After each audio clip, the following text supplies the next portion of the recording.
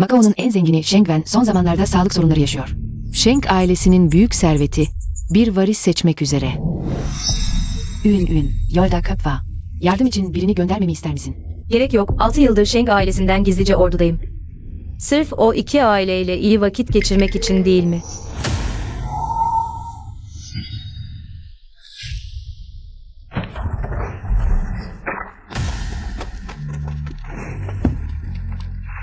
Asajayan.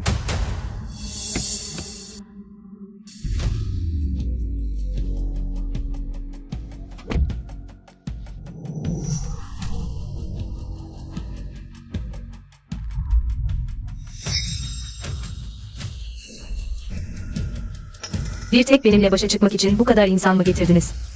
Gerçekten büyük bir hareket. Az konuş, canın satın alındı. Maalesef canım çok pahalı, Sheng ailesi karşılayamaz.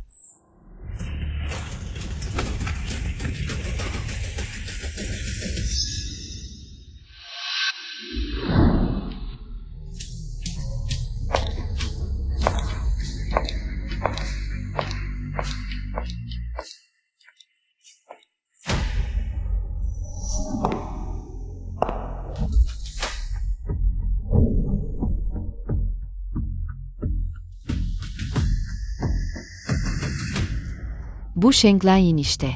Bugün aile reisinin doğum günü hala gelmedi. Tam bir saygısızlık. Kyoto'dan Hong Kong'a yol uzun. Belki yolda bir şey oldu. Biraz daha bekleyelim.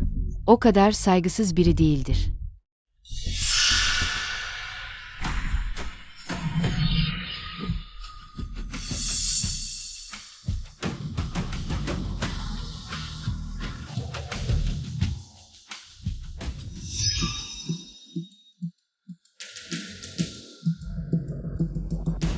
Baba, doğum günün kutlu olsun.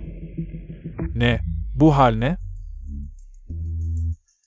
O zaman şu masadaki herkese sorun. Kim benim masaya oturmamı istemiyor? Kim benim masaya oturmamı istemiyor? Kardeşim, sen çok saygısızsın. Baba senin oturmanı söyledi mi? Pis bir dilenci gibi, oturmaya cesaret ediyor. Babanın gözünü kirletmekten korkmuyor. Tam bir saygısızlık. Sheng Lanyin. Ayağa kalk.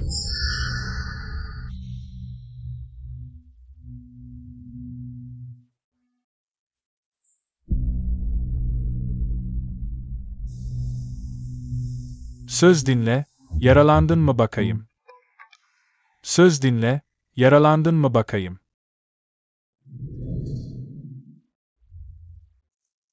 Yaralandım. Annem öldükten sonra bu kadar üvey anne aldınız. Çocuklarınızın hepsi benden büyük, üzüldüm işte. Bu akşam olanları araştırın. Bakalım Macao'da kim cesaret edebilir? Benim kızım Shengwen'i zarar vermay. Tamam, bir de. Masayı toplayın, yemeğe hazırlanın.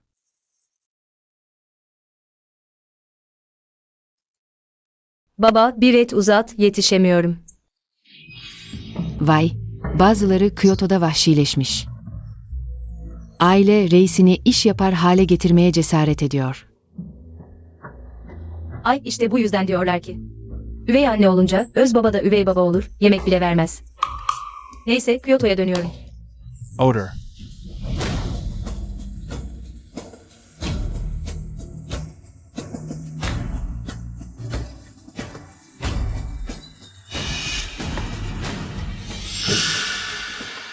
Sağ ol baba. Madem geldin, yarın öğleden sonra seni ayarlayacağım. Gu ailesinin tek oğluyla görüşme, saat 1'de, tam zamanında. Baba, Gu ailesi Hong Kong'un 3 büyük ailesinden biri. Ve geleneksel yüzyıllık tek aile. Sheng Lanyin buna layık mı? O, Sheng ailesinin asil kızıdır. O layık değil, sen layıksın.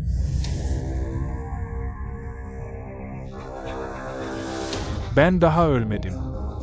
Bu Sheng ailesinde hala sözüm geçer.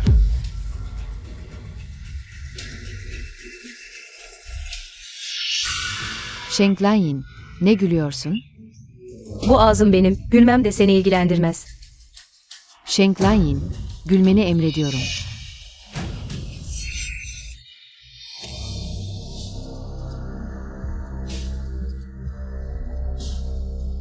Altı yıldır görüşmedik.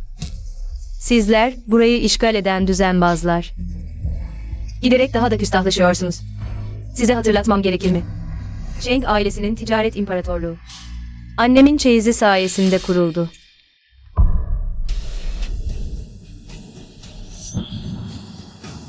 Yuan Yuan, iyi misin?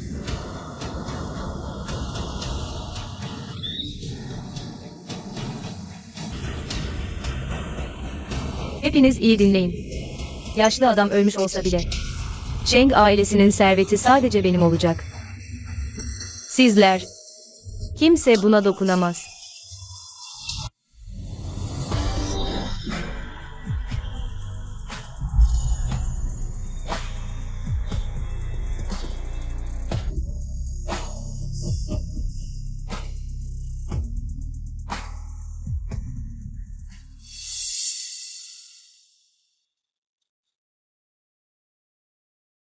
Sheng Lanyin.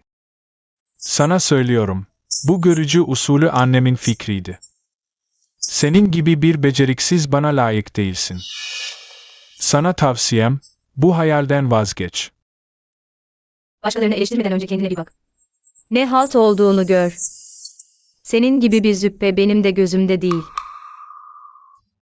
Ama ailemizin yaşlısı, bu ailesinin servetini istiyor. Bu yüzden seninle evlenmek zorundayım. Oh! Yüzük bile aldım. 18 ayar altın. Ne dersin? Evlenelim. Ama senin gibi bir beceriksizle evlenirsem. Belki de Gu ailesinin servetini hemen miras alabilirim. Sheng Lanyin. Benimle evlenmek mi istiyorsun? Öbür dünyada belki. Hesabı ödemeyi unutma. İyi düşün. Gu Yingqiang ile evlenirsin. Çok faydalı olur. Bu görüşmeyi mahvetmek istediğine emin misin? Beni sevmeyen biriyle evlenmem. Yaşlı adam öldüğünde beni evlendirmek isteyen bu niyeti. Ancak böyle durdurabilirim. Benimle sahte evlilik yapacak kişi. O zaman yan masada oturacak.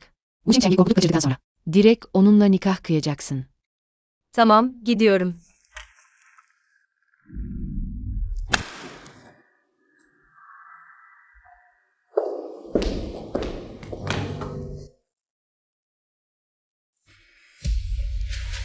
Merhaba yakışıklı, evlenelim mi? Geldiğimden beri gizlice bana bakıyorsun. Eğer bana ilgi duymuyorsan, o zaman sapıklık yapıyorsun. İlki. Sana bir çift altın yüzük hediye ediyorum. Sana bir çift gümüş bilezik hediye ediyorum. Seç bakalım. Benim kim olduğumu biliyor musun? Sen Kerji'nin ayarladığı kişi değil misin?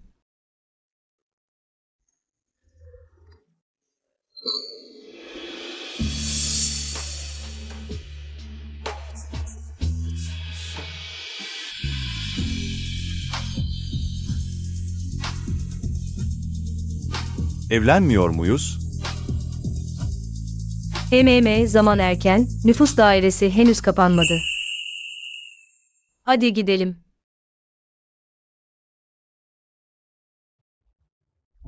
Hane halkı kayıt belgesini getir.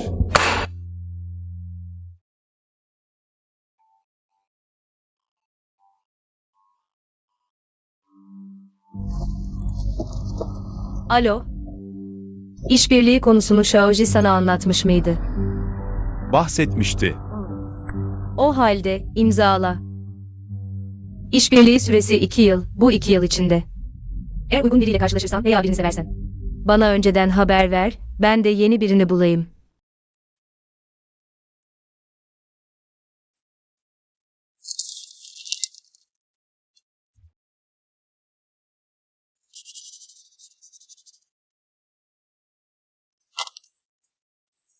Merak etme, sana bu fırsatı vermeyeceğim.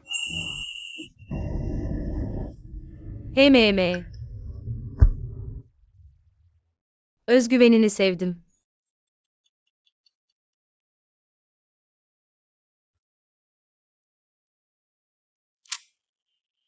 Alo, Aman tanrım, neredesin? nüfus dairesinde ne oldu? Benim gönderdiğim kişi kafede seni bekliyor. Nüfus dairesine onu götürmeden nasıl evlenebilirsin?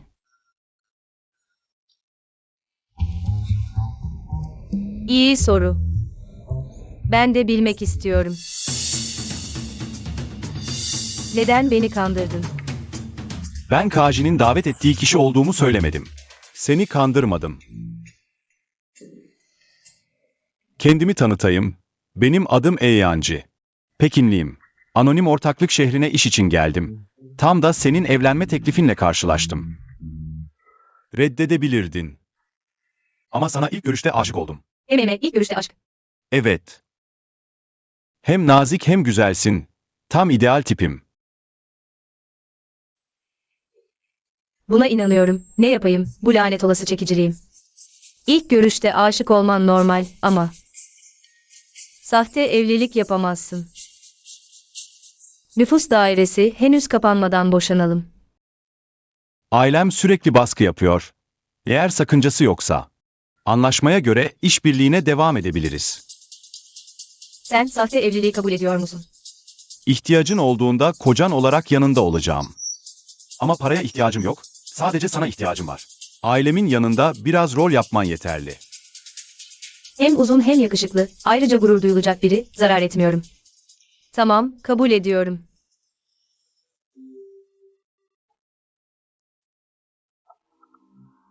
Cesaretin büyümüş, ailenin haberi olmadan evlenmeye kalkışmışsın. Hemen geri dön. Tamam, anladım. Evet, kayınpeder mi aradı? Yanında olmamı ister misin? Gerek yok. İletişim bilgilerini gir, boş zamanımda seni ararım.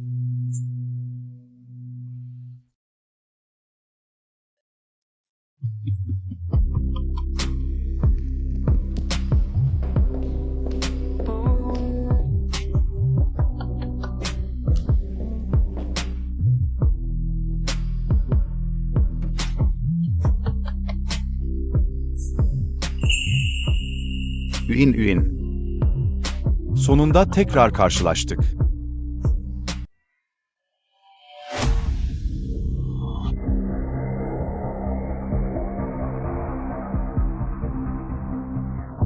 Bana söz verdiğin gibi, düzgün bir görücü usulü buluşma ayarladın.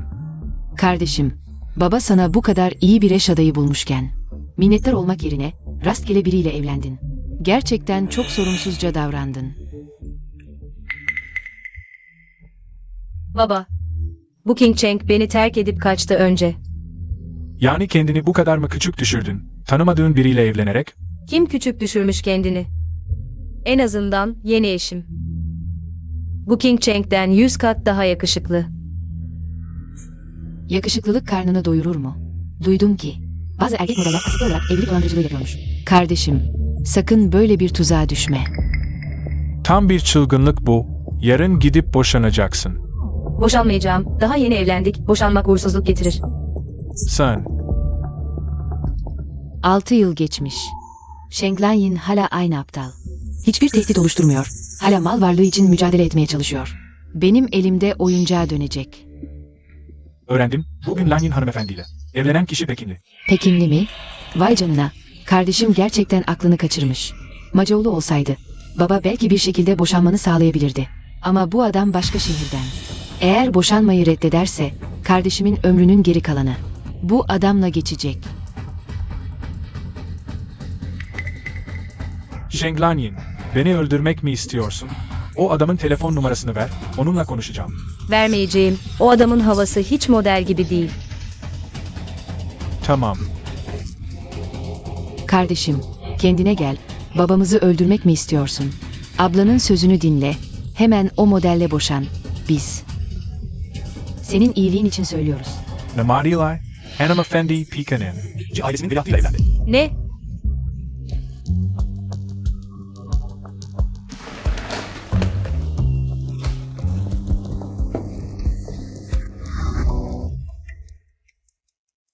Bu nasıl mümkün olabilir?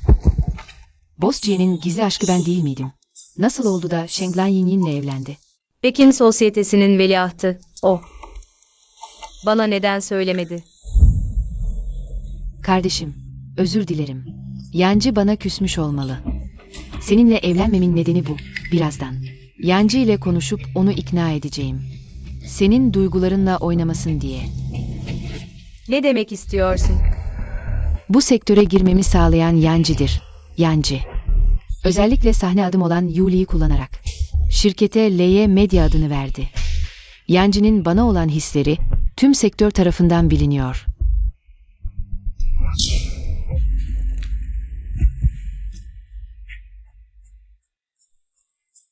Alo, Yin yine ne oldu? Cheng Yuan'a gizli aşıkmışsın. Kim söyledi bu saçmalığı? Kendisi söyledi işte. Onunla sadece iş arkadaşıyız. Hiçbir zaman ondan hoşlanmadım. O zaman abla, devam et, aşk hikayenizi. Anlat da Yancı ile yüzleşsin. Sheng Yuan, sakma sapan zala yayma. Seninle olan ilişkim, artık evli bir adamım. Eğer sözlerin eşimi rahatsız ederse, seni derhal işten çıkarırım. Tamam, birkaç söz yüzünden onu işten atarsan, insanlar beni kötü patron zanneder. Önemli bir şey yoksa, kapatıyorum. Hoşça kal. Bundan sonra bu tür asılsız şeyleri ortaya atma. İnsanlar güler sana. Baba,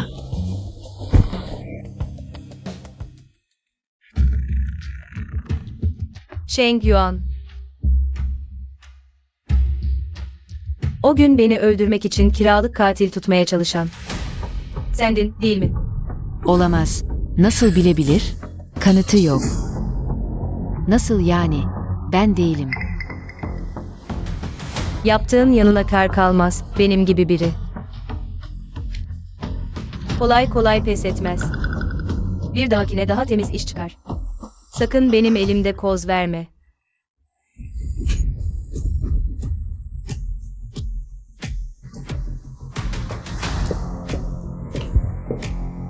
Shenglenien, sen kimsin kim? Beni tehdit ediyorsun. Bekle, er ya da geç yüzünü. Yerlerde sürteceğim. Sheng Yuan'ın kiralık katil tuttuğuna dair bilgiler. Tamamen temizlendi. Sheng Yuan Görün iki tank. Da ortadan kayboldu. Bu kadarını yapabilen. Muhtemelen yaşlı adamın ta kendisidir. Sheng Yuan'ın adının ortaya çıkmasından korkuyor. Olayı büyütüp yıllardır sürdürdü. Aile içi uyum yalanını ifşa etmemem için. Ancak Sheng Yuan'ın kiralık katil tuttuğuna dair sözleşme. Ben temizlenmeden önce ele geçirdim. Nasıl? Bunu ifşa etmeli miyiz? Tabii ki önce bu yaşlı adama büyük bir hediye olarak sunalım.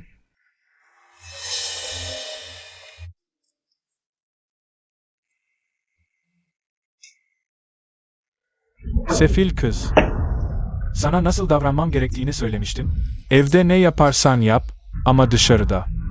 Sheng ailesinin itibarını lekeleyemezsin. Kız kardeşini öldürmek için adam tuttuğun her yerde konuşuluyor. Benim bu yaşlı yüzümü yerle bir ettin.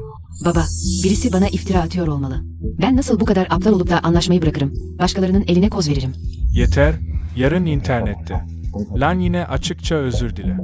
Kabul etmiyorum. Neredeyse canımdan oluyordum. Onun hafif bir özrü. Yeter mi? Baba, ben arabaların altına saklanıp polis çağırarak döndüm. Yoksa sana dönemezdim bile. Bu kadar taraf tutman doğru değil.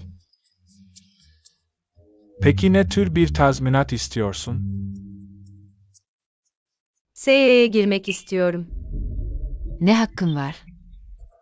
Tamam, gelecek haftadan itibaren vekil yönetici olarak. Resmen SE'ye gireceksin. Baba, ben merkez şirkete girmek istedim. Hiç izin vermedin. O neden döner dönmez girebiliyor. Kes sesini. Kim sana büyüklerine bağırmayı öğretti? Çünkü o Sheng ailesinin tek hanımefendisi. Bu sebep yeter mi? Bu gece uyumak yok. Aile tapınağında diz çöküp bekleyeceksin. İyice düşün.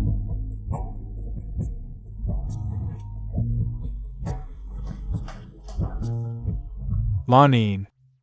Senden bir şey yapmanı istiyorum. Yahoo grubu SE ile işbirliğini reddetti. Yahu'nun CEO'su Siyan'ın abisi. Bir deneme, bu anlaşmayı kapmaya çalış. Şimdi anladım. Neden vekil yönetici olmama izin verdin? Demek beni Siyancı'nın ilişkisini kullanarak anlaşma yapmam için kullanacaktın. Bu evde senin tek kızın değilim. Onlar da benim çocuklarım. Seni açıkça kayıramam. Bu anlaşmayı yaparsan, seni CEO ilan edeceğim. Bu kadar çocuk yapmamı ben mi istedim? Seçim senindi. Suçu bana atma. Bu anlaşmayı kendi gücümle alacağım. Böylece göreceksin kim en uygun Maris.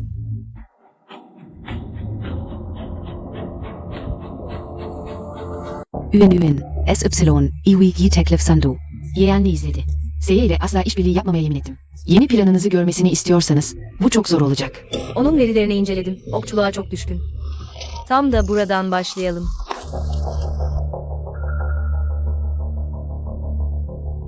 Kapat, onu görüyorum.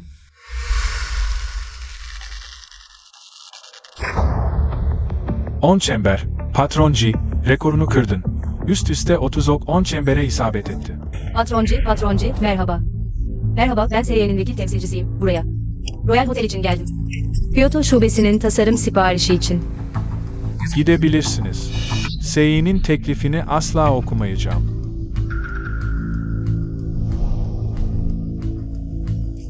Şöyle yapalım, patroncu. Eğer 10 okla rekorunuzu kırarsam, bir istisna yapıp SY'nin yeni planına bir bakın.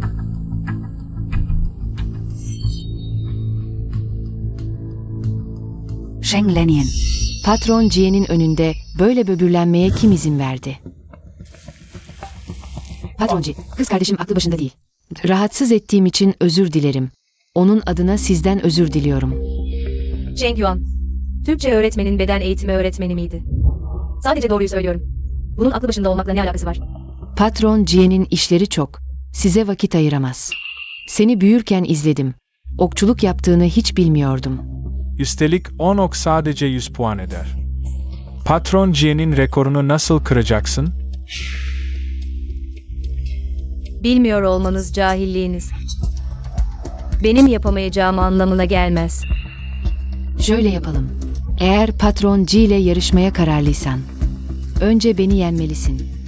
Seninle mi? Kaybedersen sözünden dönmesin değil mi? Ne biçim konuşuyorsun? Bizim Yuan. Ulusal okçuluk şampiyonu. Vay canına, gerçekten mi? Çok etkileyici. Ama ben daha önce ulusal okçuluk yarışmalarında gönüllü olarak çalıştım. Seni hiç görmedim. Kim ulusal okçuluk şampiyonu dedi? Ulusal. All Star oyunları şampiyonu.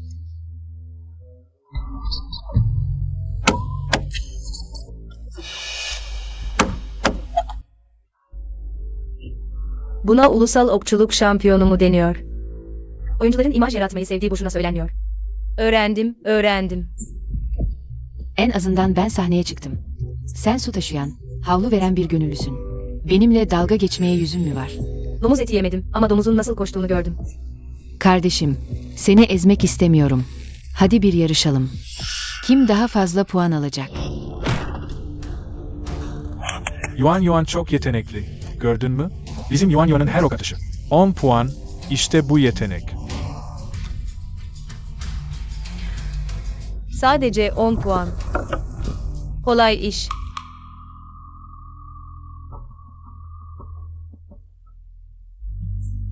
Kardeşim, yay tutuşun yanlış, gerçekten. Ok atmayı biliyor musun?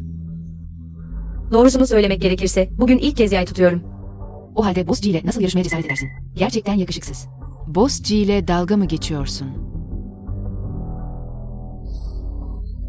Ne dedin sen? Ok tutarken insanlara doğru tutmaman gerektiğini bilmiyor musun? Arkanı dön. Aslında burada bir şeyler deniyorum ama birileri sürekli kulağımda. Cıvıldayıp duruyor, ablacığım. Belki de şu küçük ağzını kapatmalısın. Ya yanlışlıkla sana zarar verirsem, sorumluluğunu alamam diye korkuyorum.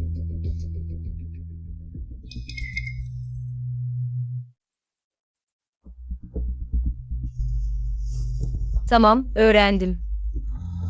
Bu kadar çabuk öğrendin mi? Şöyle yapalım, bir bahse girelim, kaybeden 100 kurbağa zıplayış yapsın, ne dersin?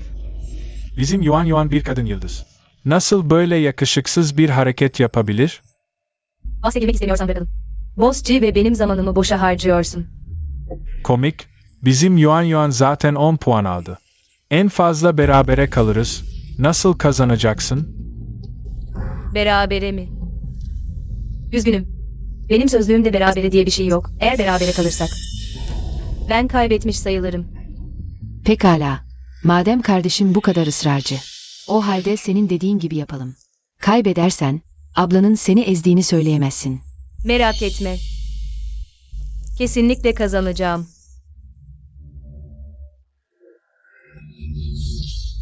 Hedefi bile vuramıyorsun. Yuan ile nasıl yarışacaksın?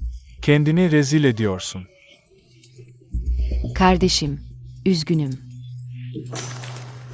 Ben kazandım. Öyle mi? Ama ben senin hedefini nişan alıyordum.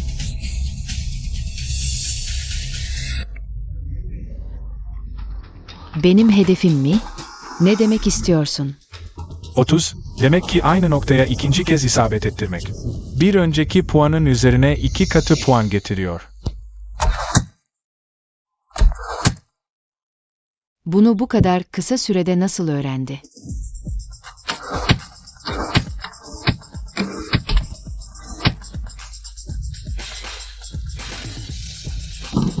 İlk okunda dahil toplam 10 ok attım. Zorla Boss C'nin rekorunu kırdım sanırım. Vay canına, şükürler olsun ki skor tahtasının teknik üst sınırı. 999 Foot News. Yoksa Boss G, çok kötü kaybederdin. Bu nasıl mümkün olabilir? Sheng Lenian. Bu 6 yılda gerçekten ne yaptın?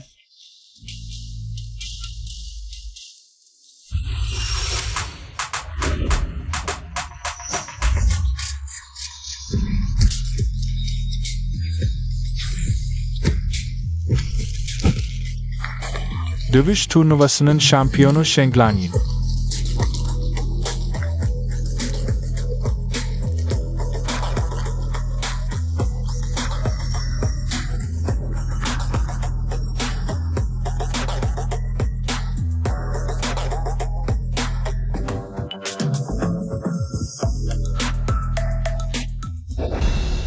Vatanıma hizmet ettim. Saçmalama. Senin Kyoto'da tasarım okuduğunu hatırlıyorum.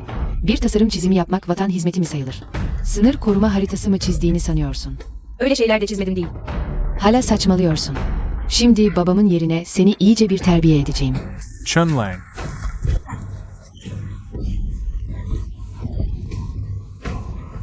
Sheng Yuan, seni uyarıyorum. En iyisi bana delilik yapmak. Ben senin annen değilim. Sana insan olmayı öğretmek zorunda değilim. Sheng Lenian, bana nasıl vurursun? Ben senin ablanım. Annem sadece beni doğurdu. Kibar davranırsam sana abla derim. Kibarlık yapmazsam sen kim oluyorsun? Zen. Aman tanrım, sen yüzünle geçiniyorsun. Bu iz kalırsa ne yapacağız? Hadi, çabuk ilaç sürelim. Bekle. Kurbağa zıplamasını bitirmeden gidemezsin. Bitir sonra gidersin. Sen, Tamam. Zıplıyorum. Yuan. Kimse çekim yapmasın. Kim internet atarsa makamay veririm. Yuan. Bossci, daha önce anlaştığımız gibi. Tasarım kitabına bir göz atar mısınız? Daha önce tasarım eğitimi aldın mı? Lenian, senin tasarlayıp geliştirdiğin deserteaklı. Resmi olarak kullanıma sunuldu ve çok iyi geri dönüşler alıyor. Senin gibi yetenekli biri silah fabrikasında çalışmalı. Ancak bu şekilde vatan için daha iyi hizmet edebilirsin. Eğitim almadım. Doğuştan yetenekliyim. Kendimi yetiştirdim. O zaman gelinimiz gerçek bir tasarım dehası. Gelinimiz. İyi yancı. Bizim evlendiğimizi sana söylemiş bile. Gelinimizin fotoğraflarından ailede herkeste var. Bu ne demek şimdi? Bu yeğenli. Benim yeğencı ile olan ilişkimi biliyor. Yine de bana zorluk çıkarıyor. Bu planı onaylıyorum. Tamam, işbirliğimiz için mutlu oldum. Hanım, boş zamanında abimi ara, boş zamanın yoksa beni ara. Bilmiyordum Kyoto'ya döndüğünü. Hocacım, Bu arada, abimin huysuz bir yapısı var. Seni ezmedi değil mi? Şu zavallı haline bak. Ji ailesinin ilişkileri, Sheng ailesinden pek de farklı değilmiş. Hey, senin bu sürekli kızaran karakterin. Ji ailesinde çok hedef oldu değil mi? Ne? Tam da abin Kyoto'ya geldiğimi biliyor. Beni ailene götür. Ailemi görmek istediğini mi söylüyorsun? Hemen onlara haber veriyorum. Korkma, ben yanındayım. Sana zarar veremezler. İlk defa patronci. Bu kadar mutlu görüyorum. Sheng Lenian. Döner dönmez zaten bana ait olan şeyi çaldın. Bekle beni. Hadi gidelim. Bir yanlış anlaşılma mı var? Ji ailesi. Biliyorum, merak etme. Bu tür durumlara alışkınım. Bak nasıl büyük bir zafer kazanacağız. Hadi gidelim. Baba, anne.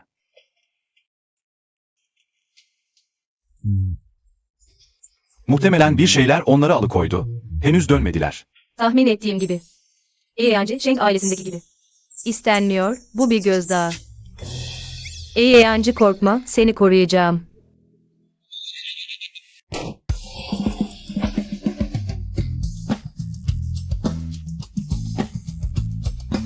Sürpriz. Yin'in eve hoş geldin. Baba, anne, ne yapıyorsunuz? 15 yıldır gizlice aşık olduğun kızla evlendin. Biz de iyi karşılamaz mıyız? Bana 15 yıldır aşık mısın? Yancı sana söylemedi mi? Evlilik belgesini bile almışsın. Bu kadar. Gizli tutmanın anlamı ne? Gelin, elinde bir vazo ile ne yapıyorsun? Ben. Ah, biraz tozlanmış, siliyorum. Sorun değil. Yin. Hadi gel. Otur. Otua. İçeri girin.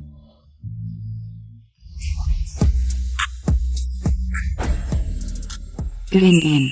Bunlar senin için özel hazırladığımız tanışma hediyeleri. Ming Hanedanlığından 9 ejderha 9 anka tacı. Ming Hanedanlığından antik yeşim taşı. Ve Song Hanedanlığından Yongle mavisi beyaz porselen. Beğendin mi? Memnun kaldın mı? Daha fazlasını hazırlatayım. Hayır, bunlar çok değerli. Böyle söyleme. Bizim aile sana çok haksızlık etti. Yancı anlayışsız. Bir düğün bile yapmadık. Doğrudan evlilik cüzdanını aldık. Doğru, tabii ki. Bir zaman seçmeliyiz. İki tarafın aileleri bir araya gelip konuşmalı. Görkemli bir düğün. Görüşelim. Sheng Lanyin, sana gülmeyi öğreteceğim. Sheng ailesi birbirine düşman, neredeyse birbirini öldürecekler. Ji ailesiyle karşılaştırınca nasıl ortaya çıkabiliriz ki? Baba, düğün konusunu kendimiz halledeceğiz, zamanı gelince. Karar verip size haber vereceğiz. Bu ne biçim laf? Sen. Haklısın, Yin'i üzmemek en iyisi. Aslında üzülmüyorum. Sadece önce iş kurmak istiyorum. İşler yoluna girince düğün yaparız. Gençlerin cesur olması güzel. Ne yapmayı düşünüyorsun? Duydum ki sınırda bir ham taş müzayedesi olacak. Taş bahis oynamak istiyorum. Mücevher mi oynayacaksın? Bir mücevher markası kurmayı planlıyorum. SY hala yaşlı adamın işi. CEO pozisyonuna bomba gibi düşmem insanları rahatsız eder. Önce bir şeyler başarmalıyım ki insanların güvenini kazanayım. Tam da iyi oldu. Yancı seninle gelsin. Taş bahis oynayabilir misin? Yancı 10 yaşındayken, o yılın en değerli taşını seçmişti. Mor yakut. Şimdiki Zaoi yıldızı. 600 milyon değerindeki Zaoi yıldızı. Harika Yancı. Benim taş bahis danışmanım ol, bahis parasını ben öderim. Çıkan taşları %60 bana, %40 sana. 60-40 olmasına gerek yok, memnuniyetle. Tamam. Biz genç çiftin.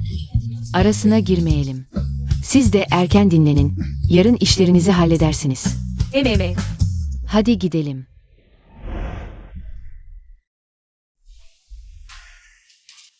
Aa, İyi Yancı. 15 yıldır bana aşıkmışsın. Bu nasıl iş? bilerek saklamadım. 15 yıl önce, annenin cenazesinde. Servet sahibi bile bu kadar ağlıyordu. Küçük hanım bir damla gözyaşı dökmedi. Nankör. Ah servet sahibi hala hayatta. Zenginlik var. Anne öldü. Ne fark eder ki? Anlamıyorsan konuşma.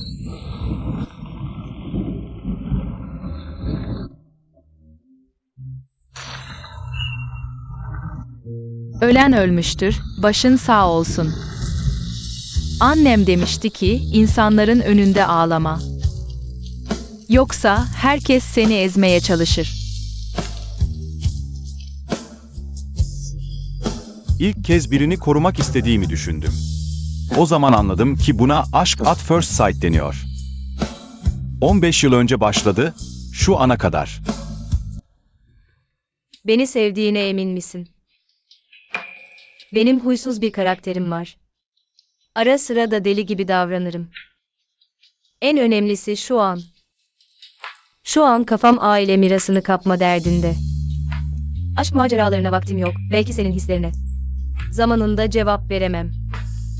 Sorun değil. Senin beni sevmene bekleyebilirim. Yancı, hangi odada kalacağım?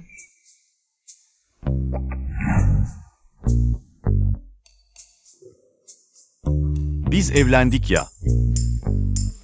Birlikte kalmamız gerekmez mi? Sahte evlilik, ciddiye alma.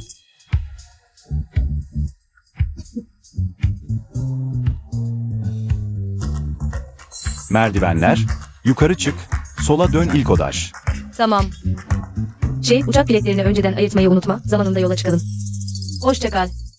Bu evlilik aslında seni kandırdığım bir oyundu ama. Belki de bu hayatta. Seni tutabileceğim son şanstı.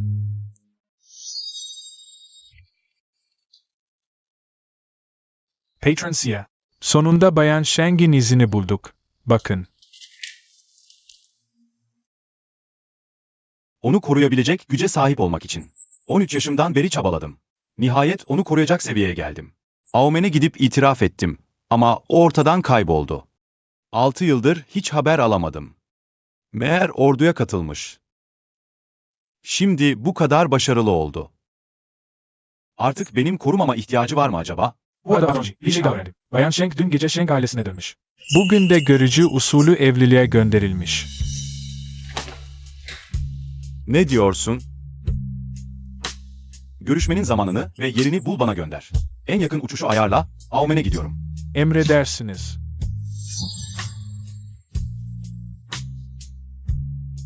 Görünüşe göre Sheng ailesine orduya girdiğini söylememiş. Üstelik bu yıllar yanlış kişiye yardım etmiş olabilirsin. Sheng Yuan Ail Shenglan'inin ilişkisi. Pek de iyi değil gibi. Müzayede bittikten sonra. Bu Sheng Yuan meselesini bizzat halledeceğim. Emin misin? Shenglan'in öyle biri ki. Erkeklerin yardımına ihtiyaç duyan bir karakter mi? Askerliği seçti. Belli olmaz. Sadece o insanları kendisi cezalandırmak istediği için. Haklısın. Bana bizzat yardım istemedikçe. Onun adına bu işlere karışamam. Eğer ona bir şey olursa, kendimi feda ederim onu kurtarmak için. Merak etme, bana kalırsa. Karın muhtemelen zarar görmeyecek.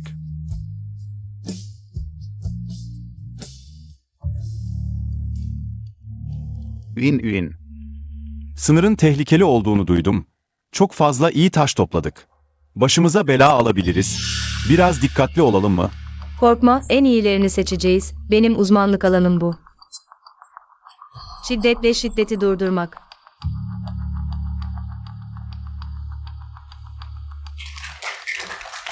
Hamtaş müzayedemize hoş geldiniz. Sıradaki bir numaralı hamtaş, başlangıç fiyatı 100.000.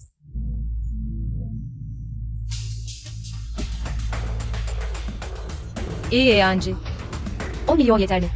Cebimde pek para yok. Daha fazlasını çıkaramam. Merak etme, rahatça oyna, ben arkanı toplarım.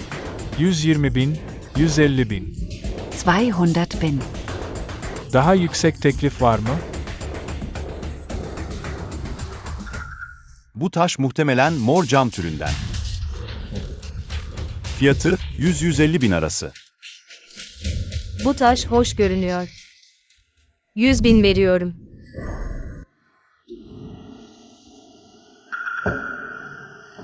Neden bana bakıyorsunuz? Kimse artırmayacak mı? Zhenglanyin, taş bahislerinden anlar mısın? Burada gereksiz yere gürültü çıkarıyorsun, kendini kandırıyorsun. Ben gürültüyü severim. Sana ne? Tabii ki bana en iyi. Babamızın parasını harcıyorsun. Bu taş en fazla 50.000 eder. Sen 100.000 vereceksin. Gerçek bir savurgan. Ama bence bu değeri hak ediyor. O halde al. Kartlar öde. Ah, nasihat fayda etmiyor. Lanet olası şey. Ağabey sakin ol. Belki taş açılınca kar ederiz.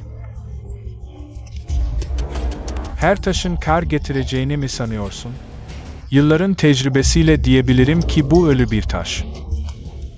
Bu gözler hiç yanılmadı. Tebrikler 10 numara, 1 numaralı taşı 100.000'e aldınız. Vay be ağabey, gerçekten harikasın. O zaman sonra yüzün kızarmasın.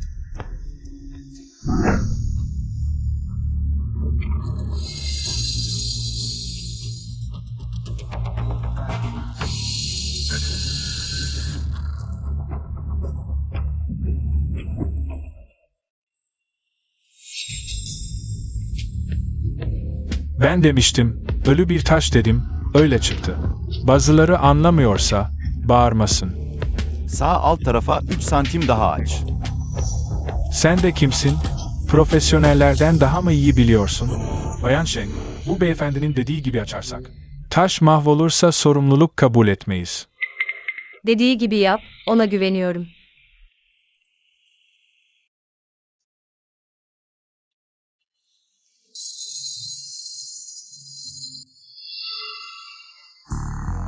Bu 1.5 milyon değerinde mor cam türü bir taş. Ne?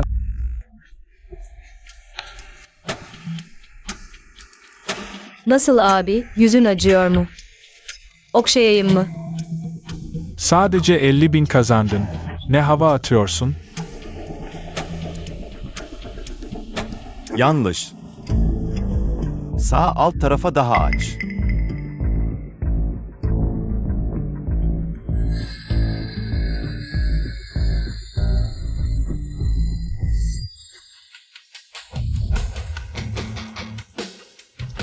Bu hamtaş, dışarıdan sıradan görünse de, içinde en üst seviye mor cam türü yeşim var. İyi kullanılırsa 40 milyondan fazla eder. Ne? Bu kadar para eder mi?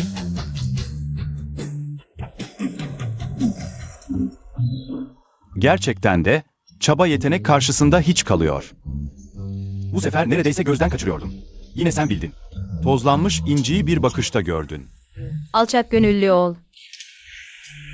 Şans işte. Sen kesin batacaksın şimdi. Neyse, bu sefer iyi kazandık. Ne istersek alırız. Zarar etmeyiz. Tamam, o zaman istediğim gibi atarım. İkinci hamtaş, açılış fiyatı 200.000. 1 milyon. Satıldı. Tebrikler 10 numara. Esensi Hentiyaz. 1 milyon 100 bin. 8. hamtaş. 3 milyon 200 bin. Satıldı. Tebrikler 10 numara. Tebrikler 5 milyon değerinde zümrüt. Tebrikler 8 milyon değerinde tam renk imparator yeşili. Tebrikler 20 milyon değerinde akik kırmızı yeşim. Bu 10 numara ne alırsa kazanıyor. Acaba taş tahmin ustası mı? Kesinlikle usta, almadıklarının hepsi battı.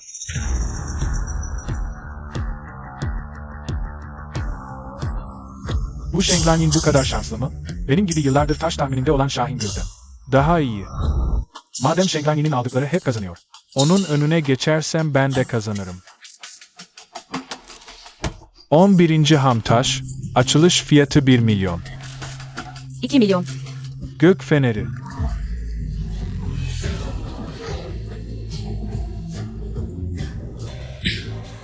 Tebrikler 9 numara, 3 milyona mor yeşim. 15. hamtaş, açılış fiyatı 1 milyon 200 bin. 3 milyon. Gök feneri, on 8. ham TAS. 4 milyon. Fener yakmaya devam ediyorum. Ne bakıyorsun? Sinirlendiysen sen de devam et.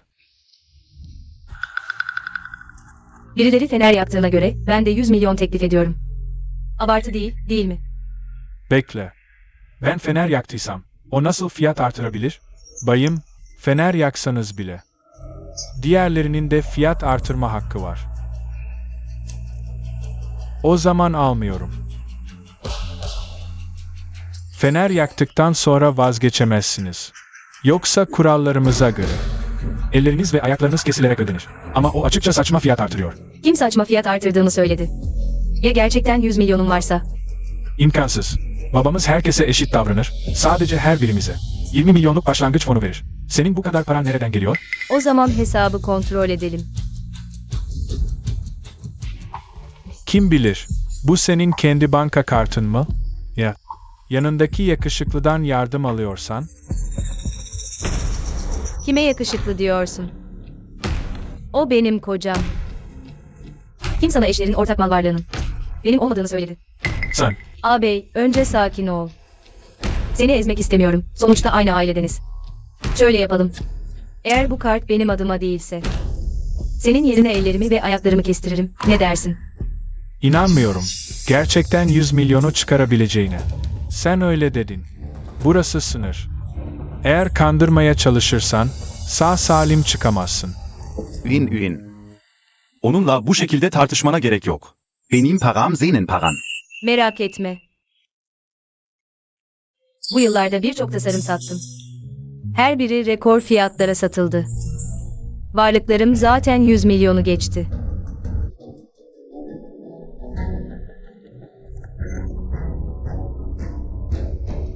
Kayıtlara göre, bu kart Bayan Sheng'e ait. Ve bakiyesi 110 milyon. 110 milyon. Bu imkansız. Shenglan'in, neyin pezindesin? Ağabeyin de dediği gibi burası sınır. Ben buraya yabancıyım. Neyin peşinde olabilirim ki? Aslında ağabeyimi tebrik etmeliyim. Bu taşı 100 milyona aldığınız için.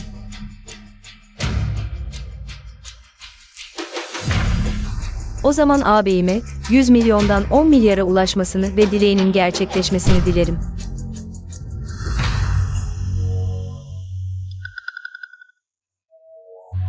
Shenglan'in, gitmeyi düşünme.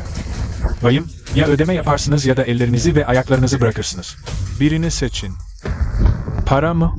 Bol param var. Od.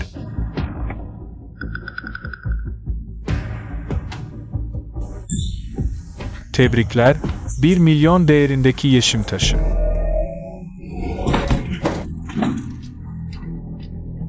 Shenglan'in, seni bekliyorum. Macao'ya canlı dönebilir misin bir bakalım.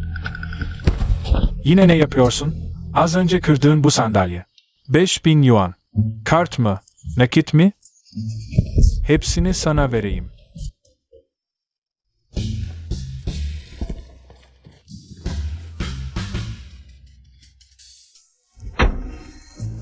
Bayan Sheng, bugün aldığınız taşlar. İşte burada. Emeğine sağlık.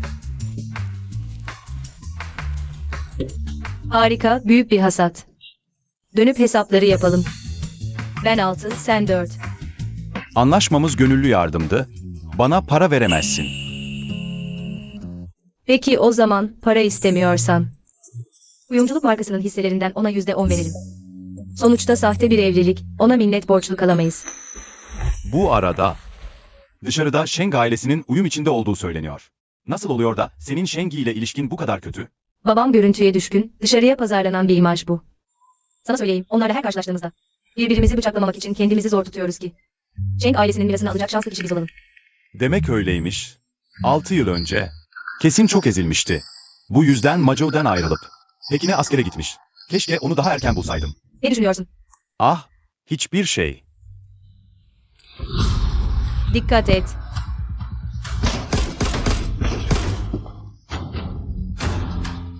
Type 50 bir tabanca, şarjör kapasitesi 8 mermi.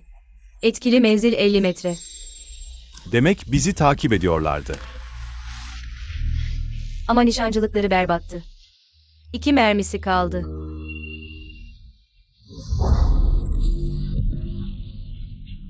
Dışarı çıkmak çok tehlikeli. Arkadaşlarımla iletişim kurdum. Hemen geliyorlar. Zaman yok. Hedefini kaybederse mutlaka yakına gelecektir. Köşeye sıkışırsak %80 yaralanırız. Hala çok riskli. Ah. Merak etme, sadece 2 mermisi var. Ben kaçırdığım sürece. Şarjör değiştirirken onu öldürürüm.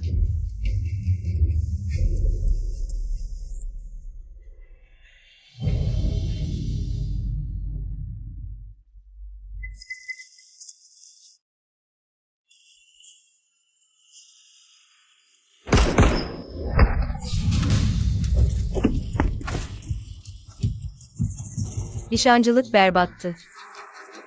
2 mermi de isabetsiz. Der Shenglanin. Benim.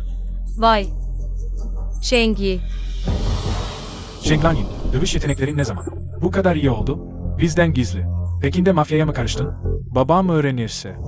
Şirketi asla devralamazsın. Abi sen mafyaya bulaşan kişisin. Babam bunu öğrenirse. Silahla beni öldürmeye kalktın sence. Babam sana nasıl ceza verir? Kardeşim, abin şaka yapıyordu. Neden bu işi babaya kadar taşıyorsun? Uin. Bir şeyim yok. Beni öldürmek için bir sonraki hayatını beklemeli. Ama abi sen de biliyorsun. Ben hiçbir zaman kaybetmem. Bize 6 el ateş ettin. Sence? Sana bir el ateş etmeli miyim? Shenglanin sen. Bana dokunma. Eğer bana zarar verirsen ve babam öğrenirse, senin de işin biter.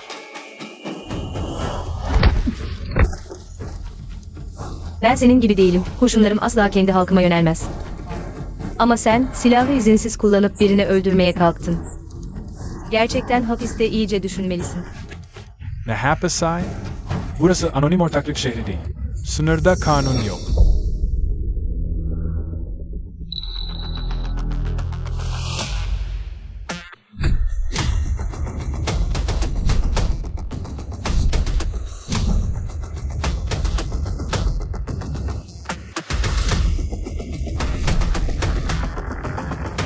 Kim demiş kanun yok diye?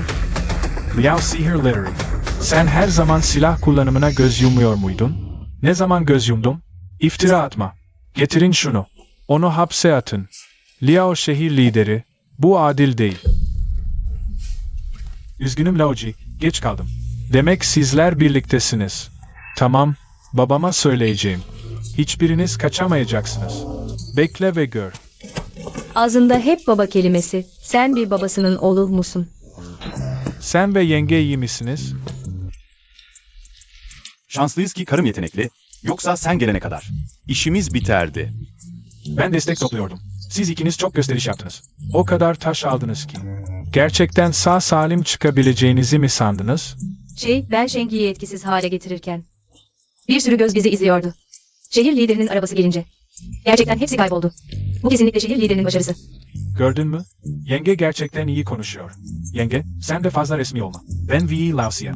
Çok iyi anlaşırız. Bana bey abi diyebilirsin. Liao Bey, bu nasıl bir akrabalık ilişkisi? Bu detayları neden takıyorsun? Bey abi, merhaba. Hadi, yengeye verdiğim tanışma hediyesini getirin. Duyduğuma göre ham taşlar için gelmişsiniz. Bunların hepsi üstün kalite, hepsi sizin olsun. Teşekkürler bey abi.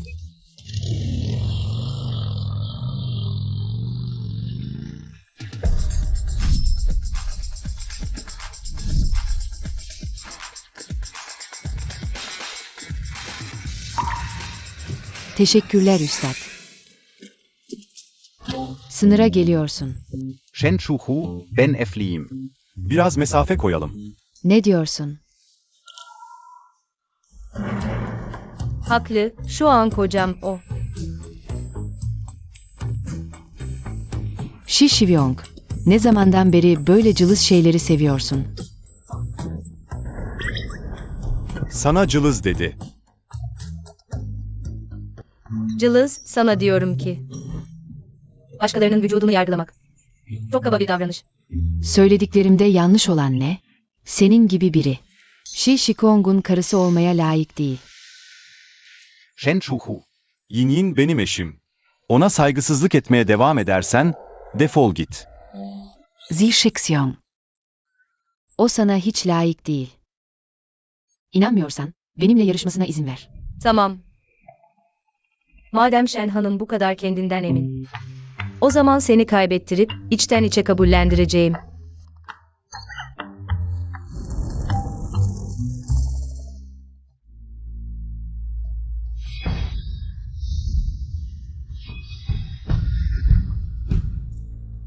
Biraz eğlenceli bir şeyler yarışalım.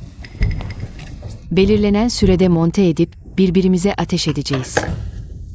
Ölüm kalım meselesi. Ne dersin? Cesaretin var mı? Shen Chuchu, fazla ileri gitme. İyi, bununla böyle saçma bir yarışa gerek yok. Hadi eve. Böyle sıkıcı bir yarışa gerek yok. Hadi eve gidelim. Olmaz. Rakip yüzüme kadar geldi bugün. Ya o ölecek ya da o ölecek. Ne büyük laflar. Senin için cenaze bekliyorum. Bana güven. Dikkatli ol.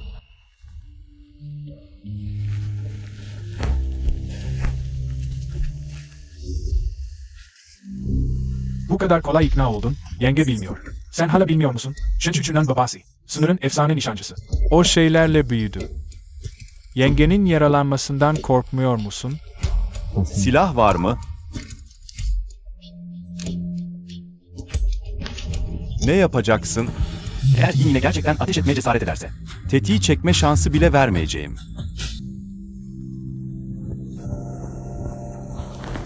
Hazır başla.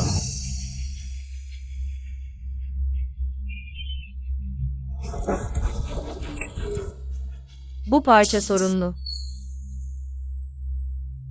Özellikle ona fazladan hurda parça verdirdim. Karıştırsın diye benden hızlı monte edemeyecek.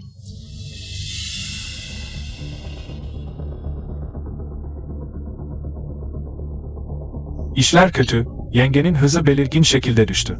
Shen Chuchu neredeyse bitirdi.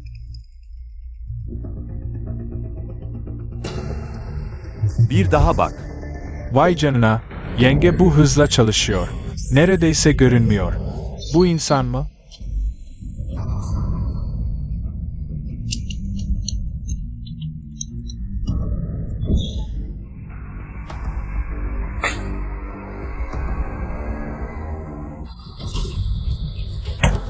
Üzgünüm. Kaybettin. Bu nasıl mümkün olabilir? Sana verdiğim şeyler. Bir sürü bozuk parça vardı ama ben sadece sağlam olanları bulabildim. Ve hızlı bir şekilde bir araya getirdim, değil mi? Çünkü silahları çok iyi biliyorum. Bana kaybetmen utanılacak bir şey değil. Bir daha yarışalım. En az önce nişan aldığım yer senin kalbin olsaydı.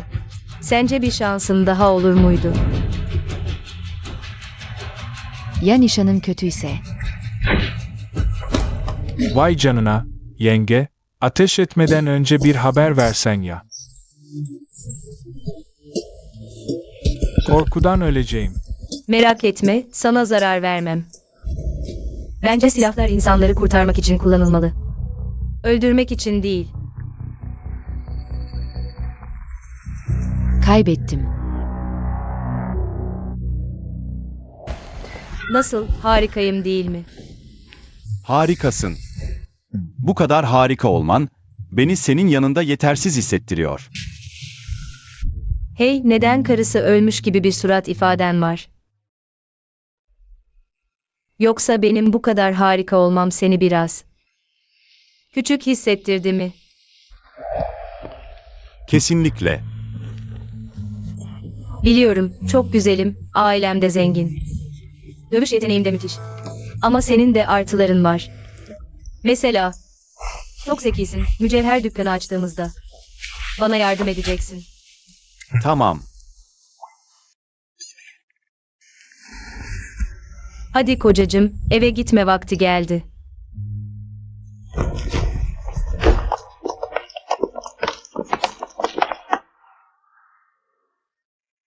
Delilik. Trendlerde ne patladı biliyor musun? Gu Qingcheng ve Sheng Yuan sokakta ateşli bir öpüşme anı yakalandı. Nişanlanıyorlar. Bu King Cheng ne kadar aptal olursa olsun. Şey bunu verecek kadar kötü değil herhalde. Değil mi? Trendlere kendin bak.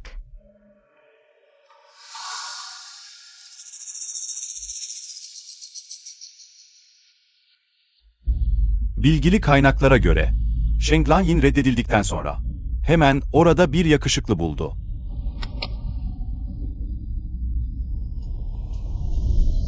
Uin. Neden bana yakışıklı diyorlar? Hemen açıklama yap da kurtulayım.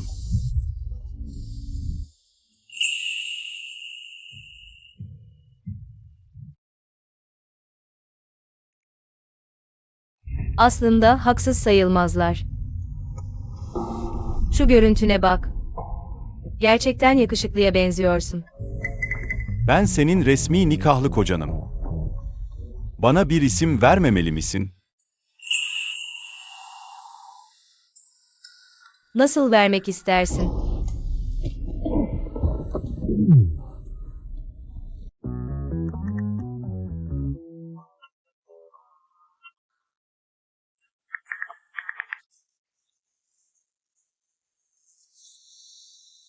Sheng Lanyin'e 15 yıldır gizli aşığım.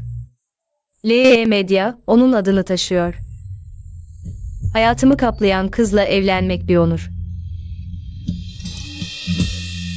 Göndere tıkla.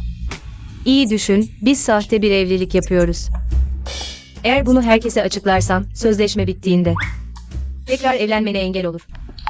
Bir daha asla evlenmeyeceğim. Eğer hayatımı seninle geçirmeyeceksem, yalnız ölmeyi tercih ederim.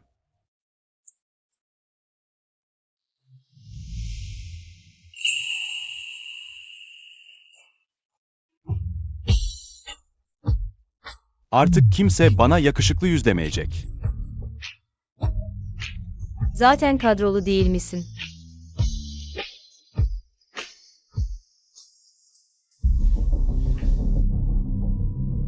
Ben hep söylüyordum. Eğlence nasıl? Metresin kızına bakardı. Görünüşe göre Sheng Lanyin'e gizli aşık olduğu için Sheng Yuan'a yardım etmez. İyi ki Sheng Lanyin, Eğlence ile evlendi. O serseri Mirazveli. Metresin kızıyla mükemmel bir çift. Xianji, Sheng Lanyin Aysen. Özel bir açıklama yaptı. Bana hiç böyle iyi davranmamıştı. Yuan, büyük bir sorun var. Boss Ji az önce seni kovdu. Ne? Bu nasıl olabilir? Ben nereden bileyim? Ne yapıyorsunuz? Bırakın beni. Ben Leye'nin bir numaralı yıldızıyım. Bu dizinin başrolü. Hepiniz isyan mı ettiniz? Boss G dedi ki, tüm işlerin iptal edildi. Artık Leye ile. Hiçbir bağın yok. Bırakın beni. Onları durdursana. Öldün mü? Çekil.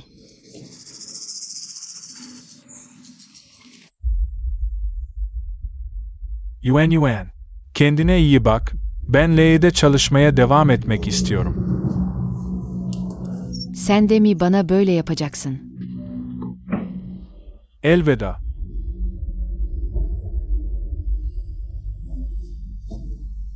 Nasıl olur?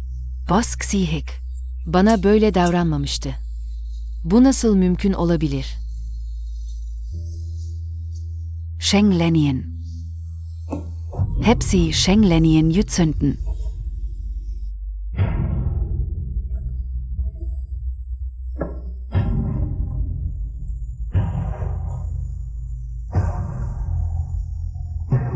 Yingsheng, ZLK Gündeme Bak.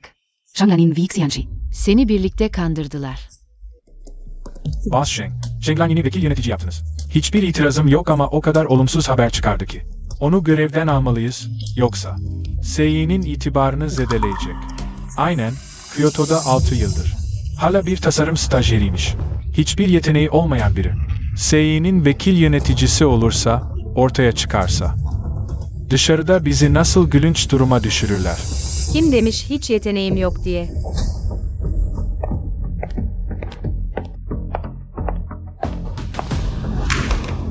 Bu SE ile Yihui'nin Imperial Hotel için olan sözleşmesi. Anlaşmayı ben kapattım. Baba, demiştin ki bu sözleşmeyi kaparsam CEO olmama izin vereceksin, sözünden dönme. Duydum ki Jiyanji ile evlenmişsin. Yihui Grubu, Xianji'nin abisi. Jiyanli'nin şirketi. Bu anlaşmayı kapman. Sadece bağlantılar sayesinde değil mi? Aynen. Bağlantılarla alınan bir işbirliğiyle gelip Seiyi'nin CEO'su olmak istiyorsun. Ben ilk karşı çıkan olurum. Ben başkanım. Sizin onayınıza ihtiyacım yok. Öyle surat asmayın bana.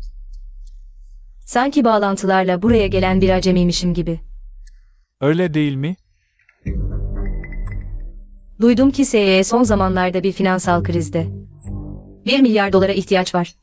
Eğer bir ay içinde bu açığı 1 milyar dolarla kapatırsam, o zaman benim CEO'mu kabul eder misiniz? Boz Sheng'in varlıkları milyarlarca dolar. 1 milyar doları çıkarması çok kolay. Bizi aptal yerine koymayın. Kim dedi babamın bana yardım edeceğini?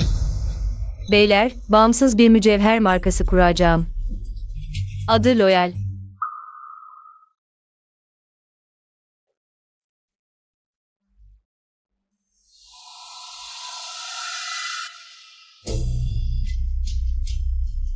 Bu, yeni getirdiğim ham maddeler ve bazı yasaya sürülecek ürün tasarımları.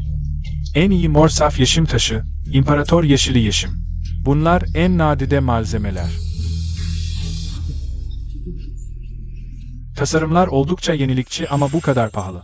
Malzemelerle üretim yaparsa. Fiyatlandırmayı nasıl yapacak? Çok pahalı olursa alıcı bulamaz. Çok ucuz olursa maliyet nasıl karşılanır? Doğru, eğer malzemeleri orijinal fiyatına aldıysa kesin zarar eder. Ama bunlar benim taş bahislerinden kazandıklarım. Maliyet orijinal fiyatın 1/3 kadar. Bu kadar ucuzsa olabilir. Yakında taş bahislerinde tamamen kazandığım haberi sınırlardan ulaşacak. O zaman Loyal'ı tanıtmak için fırsatı değerlendireceğim. Kesinlikle hızlı bir şekilde ün kazanacak. Harika, Shengwen'in kızına yakışır. Şimdi kim var? Lanyi'nin bu vekil CEO olmasına. İtirazı olan var mı? Kendi yeteneğiyle gerçekten bu 100 milyonluk açığı kapatana kadar bekleyelim. O zaman konuşuruz. Tamam, göreceğiz. O zaman toplantıyı bitirelim.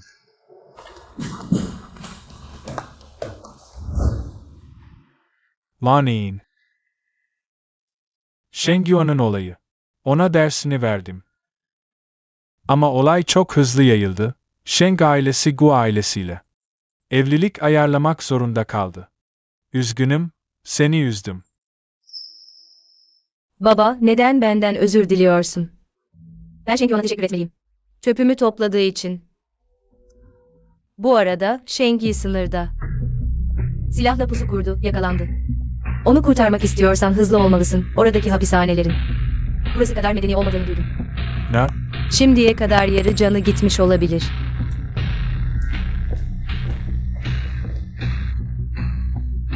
Hemen birini bulun, Shengyi şu aptalı.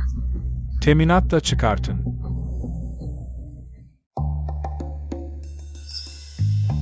Hey, sen burada ne yapıyorsun? Boşum. Seni işten almak için geldim. Vey. Gerçekten mükemmel bir çift. Siz ikiniz gerçekten çok uyumlusunuz. İkinize ne denir biliyor musunuz? Rezil çift, değil mi? Booking Cheng, yine neyin kafasındasın? Ben mi? Shenglanyin. Benimle dalga geçmek çok mu eğlenceli? Benim seni beğeneceğime bu kadar mı güveniyorsun? Bu kadar basit bir numara mı yapacaksın? Ne zaman seninle dalga geçtim? Tanışma günü, kasıtlı olarak 18K altın yüzük getirip, benimle evlenme teklif ederek beni tiksindirmedin mi? Bu dalga geçmek değil de nedir? Şimdi mi anladın dalga geçtiğimi? Zeka seviyen endişe verici. Shenglanyin.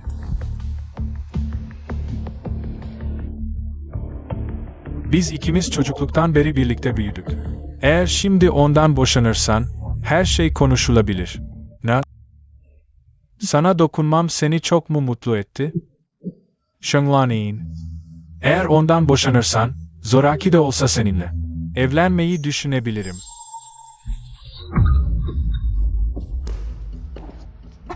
Kendini benden daha çok seven birini çok nadir görürüm.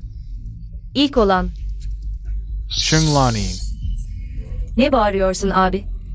Şu an nişanlısın. Beni sürekli rahatsız etmeyi bırakabilir misin? Neyden korkuyorsun? Şu anda internette. İkimiz hakkında çıkan dedikodular az mı? Zaten aslında bana gelmen gerekiyordu. Seni küçümsemeseydim, Jiancı'nın işi ne olurdu? Hey çocuk. Kompleks mi yaptın? Benim beğenmediğim kadını sen hazine mi sanıyorsun? Bingdu'nun prensi olduğuna inanamıyorum. Çok ucuzsun. Ben. Aa, Gerçekten kör gözlerin için teşekkür ederim. Yin Yin'le evlenmeyerek bana fırsat verdin. Yoksa onunla ne zaman evlenebileceğimi bilemezdim. Aşk manyasın sen. Teşekkür ederim. İkiniz de tam bir delisiniz. Gerçekten birbirinize layıksınız. Teşekkürler. Düğünümüzde.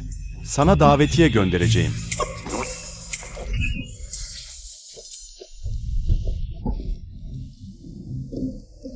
İlk defa onun yüzünde. Böyle bok yemiş bir ifade görüyorum. Harikasın. Buna nazik bıçak denir. Üin. Sen ve Gu Wing çocukluk arkadaşısınız. Evet. O seni gerçekten seviyor.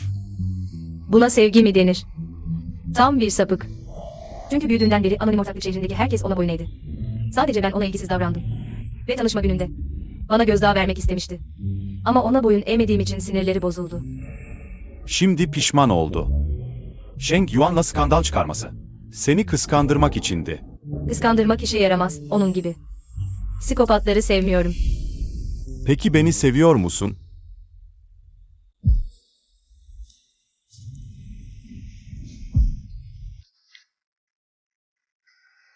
İşte. Ah evet, Bu Wing Chang'in manevi annesi, yani. Bu Wing Chang'in annesi benim de manevi annem.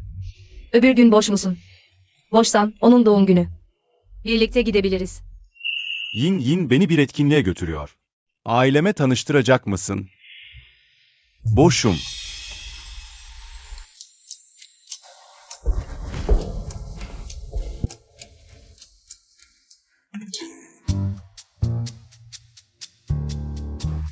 Endişelenme, bugün babam gelmiyor. Aileyle tanışmana gerek yok. Aa, Vaftiz annem sadece 60 yaşlarında, babam bir önceki nesilden sayılır. Tamam, Loyal'ın kurdele kesme töreni biter bitmez. Size onunla tanışacağım. Tamam. Üin. Vaftiz annem. Aman tanrım, uzun zaman oldu. Gittikçe güzelleşiyorsun. Bugün bu kıyafetle çok güzel görünüyorsun. Ben doğuştan güzelim, ne giyersem güzel olurum. Oh, vaftiz annem, sana birini tanıtayım. Bu Eyeyancı, kocam. Gerçekten iyi bir zevkin var. Şaşırmadım. Jingcheng, I bin memen normal. Vaftiz annemle ilk kez tanışıyorum. Neyi sevdiğinizi bilmiyorum. Bunlar sizin için hazırladığım bazı hediyeler. Umarım beğenirsiniz. İmparatoriçe Tang'ın kullandığı yeşim ruyi, paha biçilmez değerde.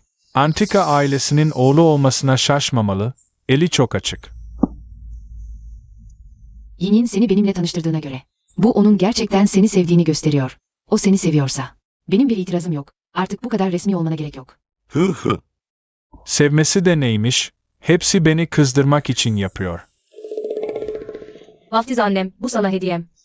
Kendim tasarladığım bir mücevher. Aman tanrım, duydum. Bir mücevher markası hazırlıyormuşsun. Gerçekten iyi bir zevkin var. Ne zaman böyle bir yeteneğin oldu? Oldukça profesyonel görünüyor. Tam da birkaç gün sonra. Yuan ile nişan törenimiz var. Ona da özel bir takı tasarlasana. Yuan, ona beden ölçülerini söyle. Bu King Cheng. Mücevherde uyum önemlidir, herkes. Benim mücevherlerimi hak etmez. Sheng Lanyin, nasıl konuşuyorsun? Gu King Cheng, ne bağırıyorsun? Senin zevksiz şey, kendine bir baksana. Ne haltlar karıştırdın? Anne, canım acıyor. Bırak beni. Senin öz çocuğun kim? Keşke öz çocuğum olmasaydın. O zaman seni çoktan dışarı atardım. Burada kalmak istemiyorsan, hemen defol git. Nişanlınla birlikte, onu görmekten nefret ediyorum. Yingcheng. Tuvalete gidiyorum.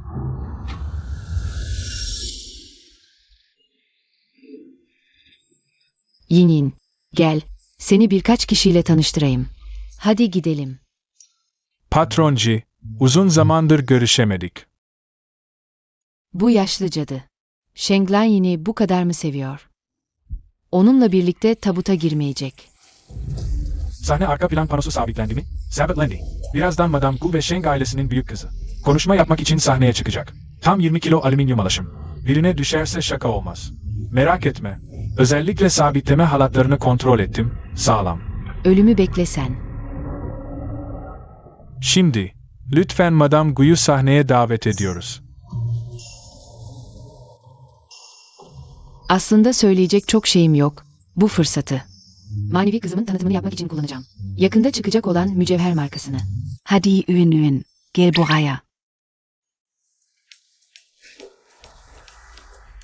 Bu bilezik ve bu. Hepsi Yinyi'nin kendi tasarımı. Marka piyasaya çıktığında lütfen destek olun. Yinyi'nin zevki çok iyidir. Kesinlikle sizi hayal kırıklığına uğratmayacak.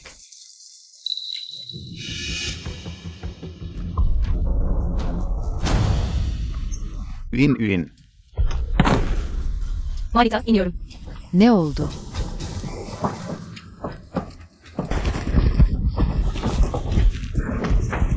Yin, iyi misin?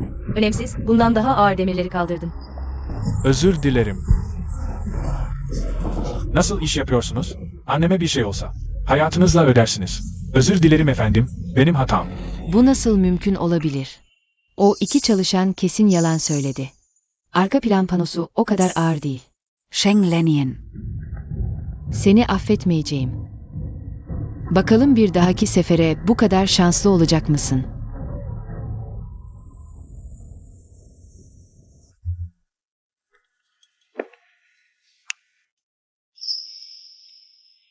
Ne düşünüyorsun?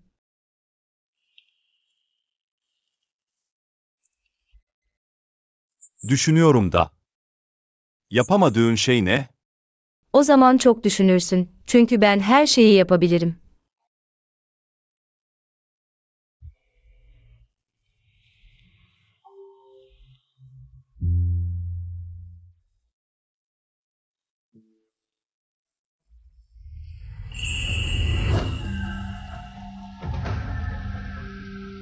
İstersen dokunabilirsin. Ben senin karınım. Yani... Gerçekten bir hazine buldum.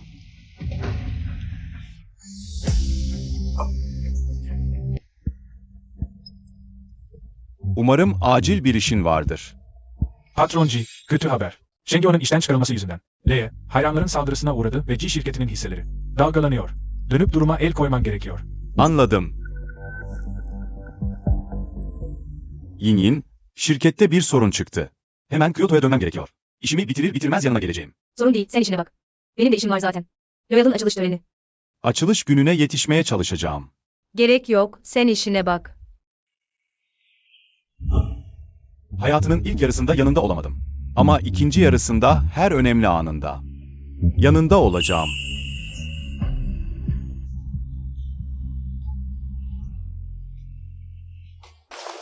Bu dükkan, aradığın tüm şartlara uyuyor. Geniş alanı ve iyi feng shui'siyle mükemmel. Mücevherler için fiziksel bir sergi alanı olarak ideal. Gördün mü? Bu kapora, ne olursa olsun kirasını ona verme. Unutma, ne olursa olsun kirasını ona verme. Ayrıca, ona bahane bulup bir güzel döveceksin. Ne kadar sert olursa. O kadar çok para alacaksın. Anladın mı? Anladım.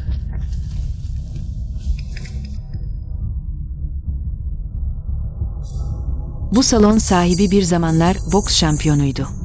Shenglanyin. Ne kadar iyi olursan ol yarı ölü dövülürsün. Hey, geldin mi? Kadınlar tuvaletinin ilk kabininde bekle.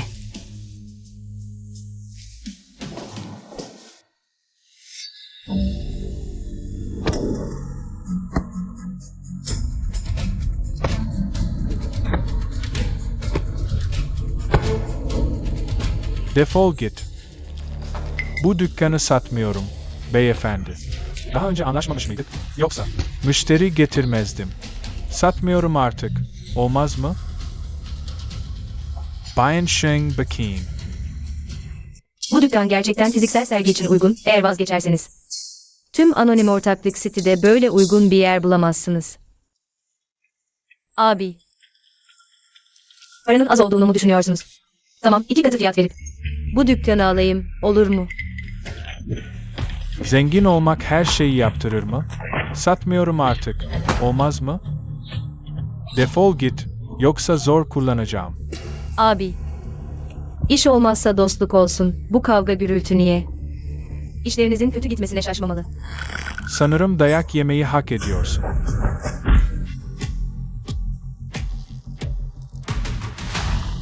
Bu ne?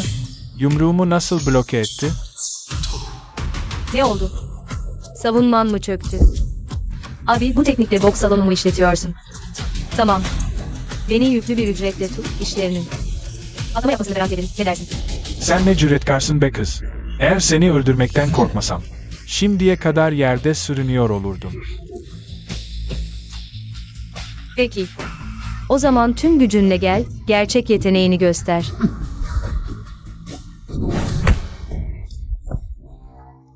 Bu nasıl mümkün olabilir? Ne oldu abi? Hala dövüşecek misin?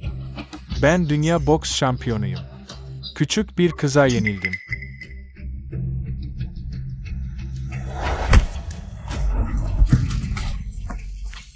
Abi, kaç kez dövüştük? Hala pes etmiyor musun? Pes ediyorum. Ne dersin? Bu dükkanı bana satar mısın? Satıyorum.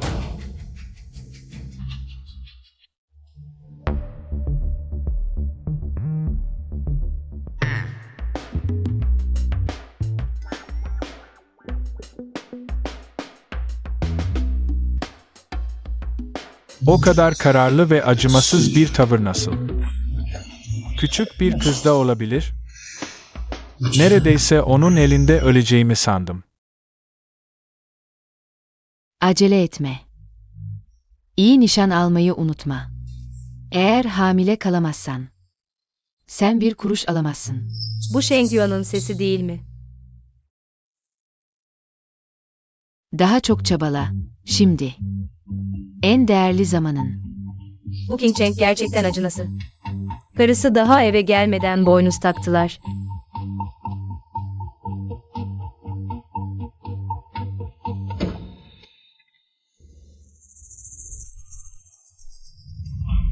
Ne oluyor? Birileri açıkta sevişiyor. Çekmeyin. Hepinize 5'er bin veriyorum. Videoları silin.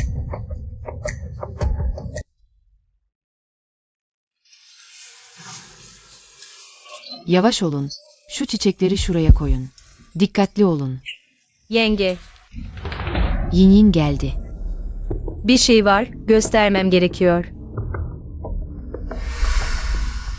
Shengwanin, beni tapıl edin. Bu hesabı senden mutlaka soracağım. Yeni çifti alkışlarla karşılayalım.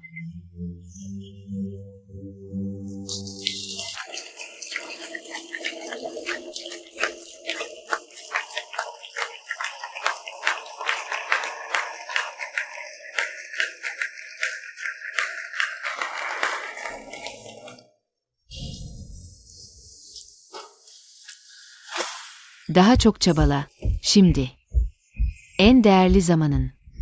Bu King Cheng olmasaydı, hamile kalmama izin vermezdi. Sana bu fırsatı vermezdim. Bu çocuk Gu ailesinin varisi olacak.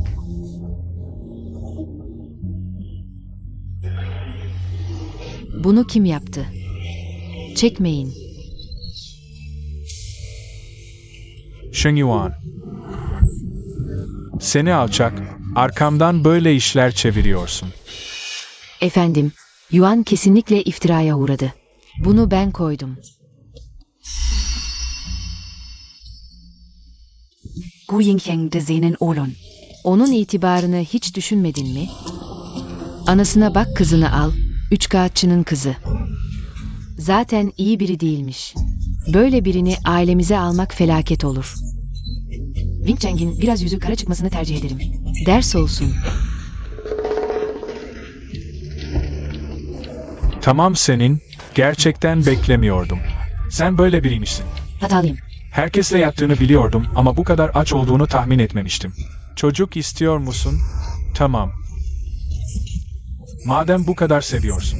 O zaman vücudunu iyi göster. Hadi, daha çok müşteri bul.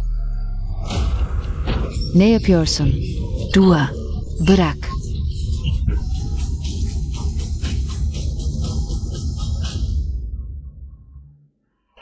Gu ailesi ve Sheng ailesinin nişanı burada sona eriyor.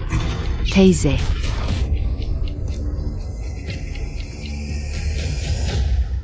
Kesin senin işin Sheng Lanyin. Seni öldüreceğim. Yaptığın yanına kar kalmaz. Kendi hataların yüzünden yakalandın. Kime kızıyorsun? Demek Yin Yin, Jengyo'nun gerçek yüzünü ortaya çıkarmama yardım etti. Beni ateşe atılmaktan kurtardı. Demek Yin Yin'in hala beni seviyor. Ne gürültü bu? Daha fazla rezil olmadık mı? Eve gidince seninle hesaplaşacağız.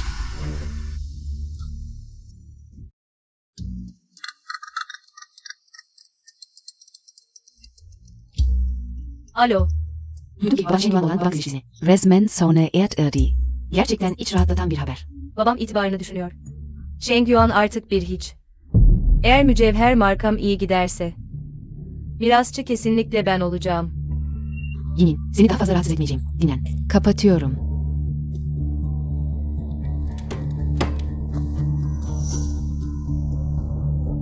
Biri var. Bu saatte kapıyı çalmadan gizleniyor, kesin kötü niyetli.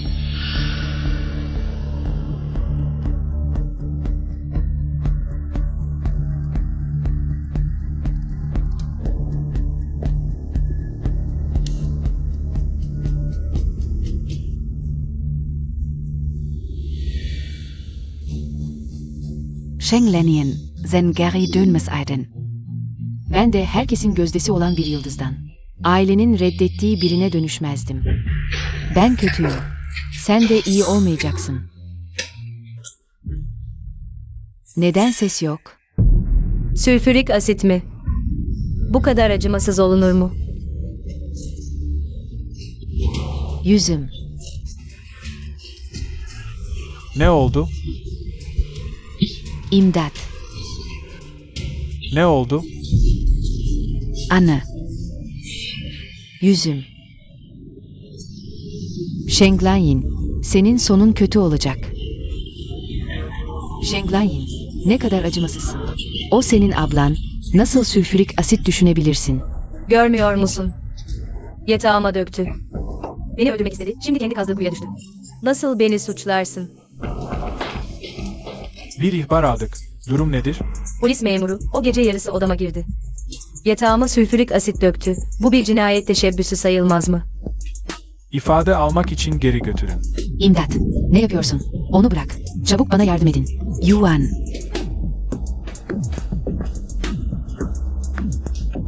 Hadi konuşalım. Ne hakkında? Suçlamak için mi? Bir yerin yaralandı mı? Bana kızmıyorsun. Neye kızayım? Daha önce Sheng Yuan beni öldürmek için adam gönderdi. Sen her şeyi bastırdın. Bugün ben olayı büyüttüm. Yaşlı adam, yarın tüm anonim ortaklık şehri bilecek. Sheng ailesinin mutlu aile tablosu sahteymiş. Evet, zaten sahteydi. Ne kadar iyi sürdürürsen sürdür. Ne faydası var ki? Yin Yin, senin gözünde. Çok başarısız bir baba mıyım? Sence?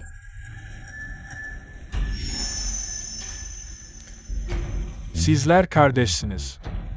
Birbirinizi öldürmenizi istemiyorum ama bunlardan daha önemlisi. Bir baba olarak senin sağlıklı ve güvende olmanı istiyorum. Gerçekten sağlıklı ve güvende olmamı istiyorsan. O zaman neden annem öldükten sonra? O metresleri eve getirdin. Ben reşit olana kadar. O işgalciler her türlü yolu denedi. Açıkça ya da gizlice beni öldürmek için. Kendimi deli gibi göstermeseydim. Kendimi koruyamasaydım, sence bugün hayatta olabilir miydim? Yanger, benim yangerim. Sheng Lenien. Yanger seninle yemek yedikten sonra kaza geçirdi. Bir şey mi yaptın? Bu yaşta böyle. Ne kadar kötü kalplisin. Beni yemeğe çağırdı ama gitmedim bile. Üstelik otopsi sonucu alkollü araç kullanmaktan öldüğü çıktı. Bunu da bana mı yüklüyorsun? Umurumda değil. Benim sadece Yang adında bir oğlum var. Canına can vermelisin. Söylediğime inanmıyorsun değil mi? Herkese sor. Sor, onu ben mi öldürdüm diye. Sor işte. Şimdi bu sahte sözleri söylemek. Çok geç. Unutma, sen eskiden sokaklarda serserilik yapan biriydin. Annem sana nasıl davranılacağını öğretti. İnsanların nasıl kazanacağını. Ayrıca Shao ailesi parayı verdi. İşini büyütmen için. Yoksa bugünlere gelebilir miydin? Ona ve sana karşı suçluyum. Yarın açıklayacağım. SY grubunun yönetimini sana devredeceğim. Sadakana ya da vicdan azabına ihtiyacım yok. 18 yaşında Sheng ailesinden ayrıldığım andan itibaren annemin her şeyini geri alacağıma ve herkesin gönülden kabul edeceği şekilde başaracağıma yemin ettim. Bu gece Sheng ailesinden taşınacağım. Birilerinin yatağıma sülfürik asit dökmesini engellemek için. Hayatım o kadar dayanıklı değil.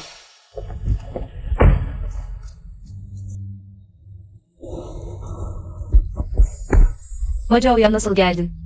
İşlerini hallettin mi? Seni merak ettim, kontrol etmeye geldim. İyi misin? İyiyim. Sheng Yuan'ın yatağına sülfürik asit döktüğünü duydum. Her şeyi ayarladım, merak etme. Hayatının geri kalanını hapiste geçirecek.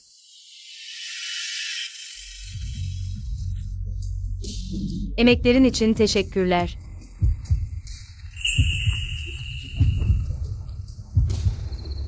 Bay J'nin kalbi bu kadar hızlı atıyor. Kendini kontrol etmekte pek iyi değilsin. Ellerimi kontrol ettim. Ama kalbimi kontrol edemedim.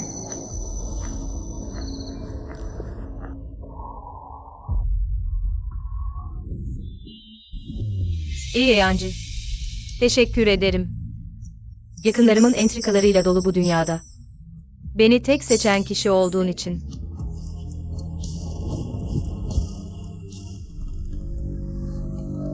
Bu süre boyunca Macao'da kalacağım. İhtiyacın olursa her zaman buradayım. Peki kalacak bir yerin var mı?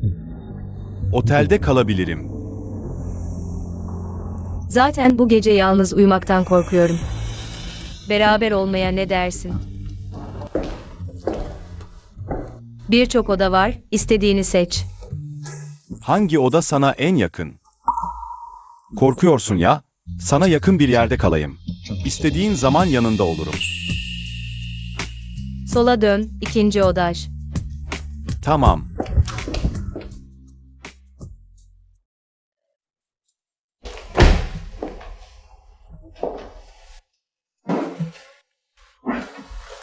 Yemek yapmayı biliyor musun? Biraz. Tadına bak. Nasıl olmuş?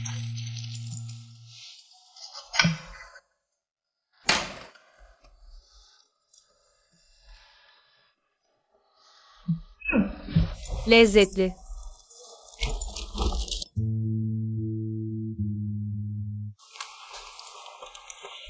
Shaoji.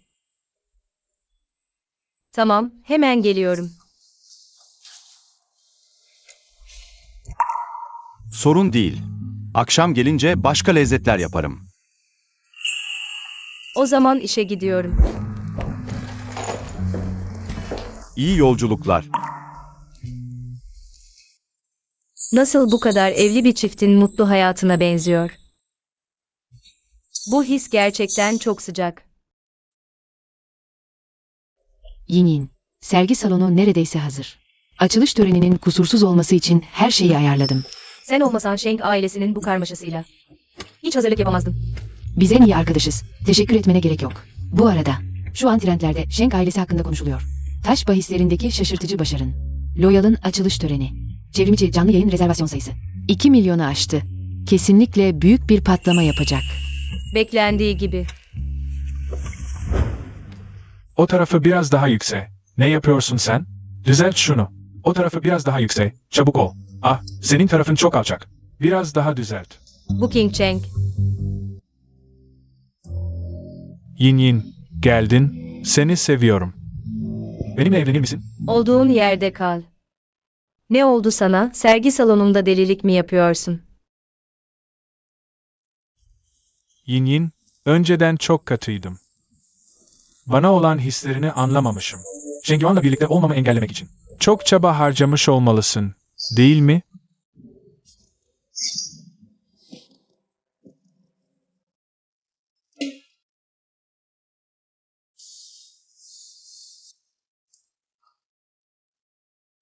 Yoksa sen, Şengyuan'ın videosunu herkesin önünde ifşa etmezdin.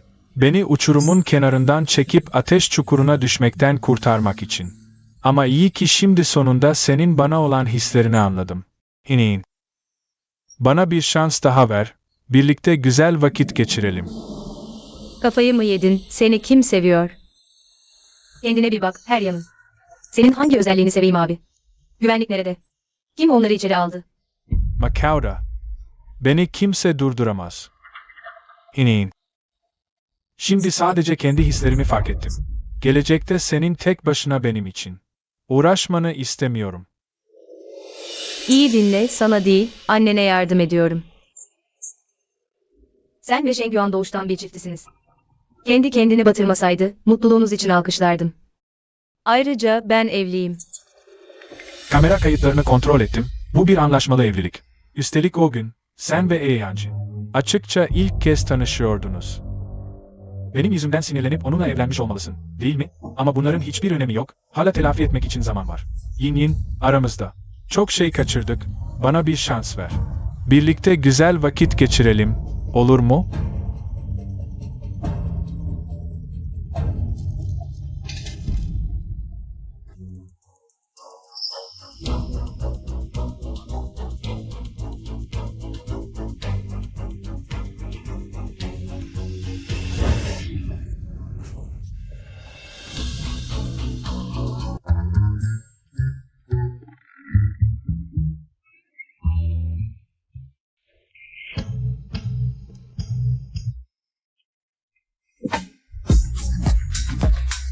Genç efendi, iyi misin?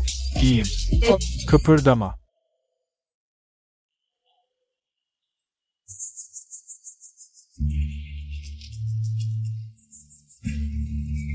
Vay Yin Yin, benim için çiçek yağmuru yapıyor. Kesinlikle benden hoşlanıyor. Shenglanin Hair. Pes etmeyeceğim. Bekle beni. Seni mutlaka kovalayacağım. Beni affedene kadar. Shenglanin. Ben. Hadi, şu mumları söndürün. Yakışıklı yüzümü yakmayın. Gu ailesinin ünlü şımarık çocuğunu bu kadar tutkulu yapmak. Büyük hanımefendinin çekiciliği sınırsız. Bu kadar heyecanlı görünüyorsun. Belki de bu beyefendiyi sana bırakayım. Ah, hayır. Aptallarla ilgilenmiyorum. Ama doğru söylenen bir şey var. Sen ve Eyancı anlaşmalı evlilik yaptınız. Anlaşma bittikten sonra ne yapacaksın? Eyancı iyi biri, daha derin bir işbirliği düşünüyorum. Daha derin bir işbirliği. Ne? Aşık oldun. Yok öyle bir şey. Düşünüyorum dedim, henüz karar vermedim. Numara yapma. Seni iyi tanıyorum. Belli ki kalbini kaptırmışsın. Sarılmayı denediniz mi? Öpüştünüz mü? Birlikte uyudunuz mu?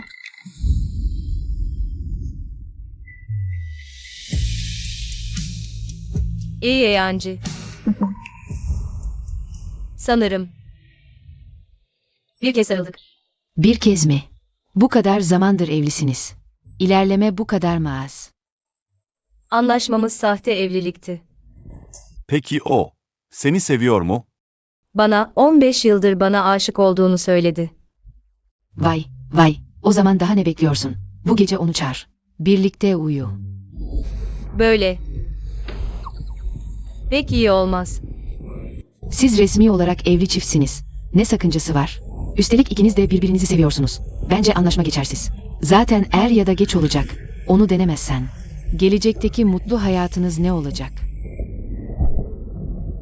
Cinsellik olmayan bir evlilik sonunda mezara gider.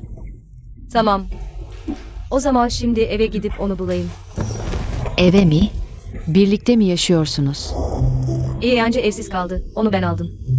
Nansan apartmanında kalıyor. Nansan apartmanı mı? Benim bile yaşamadığım küçük. Orayı işgal etmiş. Umurumda değil. Ben de geleceğim.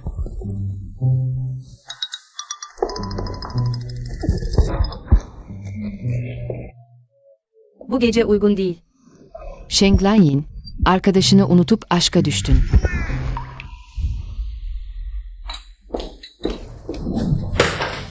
Bu kadar erken döndün. Bana haber bile vermedin.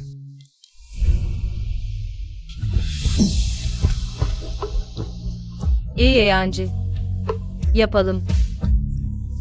Sen, Ne dedin? İyi yancı. Gerçekten 15 yıldır bana aşıkmışsın. Tabii ki. Ama 15 yıl insanı çok değiştirir. Beni hiç tanımıyorsun. Reşit olur olmaz askere gittim, o zengin ailelerde. Büyüyen kızlardan değilim. Askerde tam bir baş belasıydım, hiç uslu değildim. Biliyorum. Seni 15 yıldır gizlice seviyorum. 6 yıl ortadan kaybolunca ne yaptığını. Araştırmaz mıyım? İyi yancı. Umursamıyor musun? Askerde tam bir asiydim.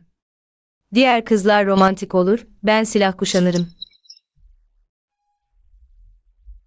Ben seni seviyorum. Ne yaşadıysan, ne hale geldiysen. Sen Lanyin olduğun sürece. Hislerim değişmez. Demek bu King Cheng haklıymış. Tam bir aşk manyasın. Aşk manyağı olmak kötü mü? Seni sevdiğimi bilmelisin. Senin gibi mükemmel biri için. Ben önemsizim, bir gün beni terk etsen. Normal olur.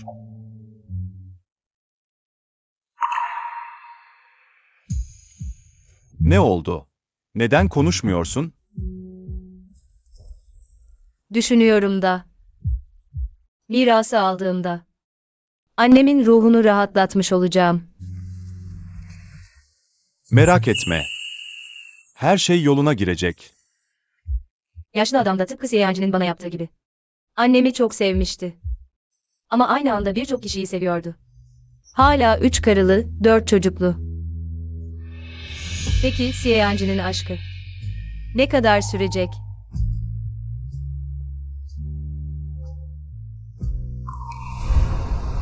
Geç kaldım, gidiyorum. Tamam. Bu banka kartı nereden? Bunlar benim maaş kartlarım, tüm servetim. Yattıktan sonra tüm parayı mı veriyorsun? Patroncu çok cömert. Paramın hepsi sende. Asıl ben satıldım. Hanımefendi, artık beni istediğin gibi yönetebilirsin. O. Yine de para meselesi. Benim için fark etmez. Akşam benim için hazır ol. Emredersiniz. İyi yancı gerçekten o yaşlı adamdan farklı. Onun sevgisi çok uzun sürecek. Üyen. Bu Ying yine eri. Tüm şehrin ekranlarını satın aldı. Bu videoyu sürekli oynatıyor. Yin, geçmişte bana karşı hislerini anlamıyorum. Benim hatam, biliyorum. Eyancı ile olan anlaşmalı evliliğim. Sadece 2 yıl sürecek. 2 yıl sonra nüfus kağıdındaki eş bölümü. Kesinlikle benim adım olacak. Bu King Cheng gerçekten yapışkan biri, bir türlü kurtulamıyorum. Öyle değil mi?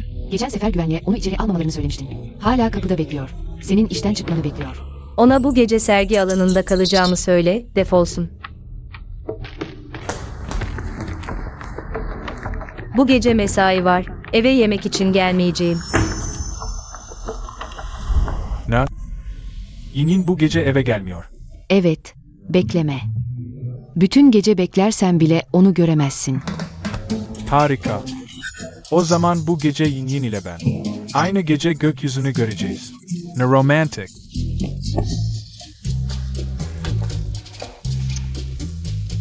Akşam yemeği zamanı yaklaşıyor. Hemen şu. 7 yıldızlı Shanking restoranına git. Yin için bir masa ayırt. Benim Yin'im aç kalmasın. Tamam.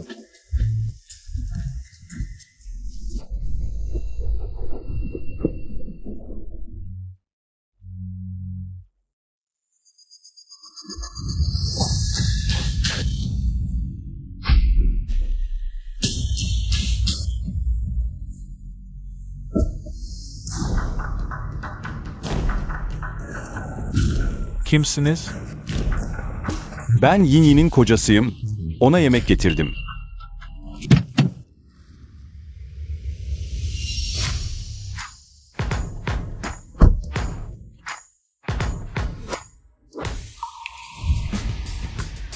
Ben Yin Yin'in kocasıyım. Ona yemek getirdim. Üzgünüm, Bayan Sheng talimat verdi. Hiçbir yabancı sergi alanına giremez. Anlayışınız için teşekkürler. Harika iş çıkardınız. Sizin göreviniz, Yin Yin'in güvenliğini korumak. Onun gibi. Sokak serserilerini içeri almamalısınız.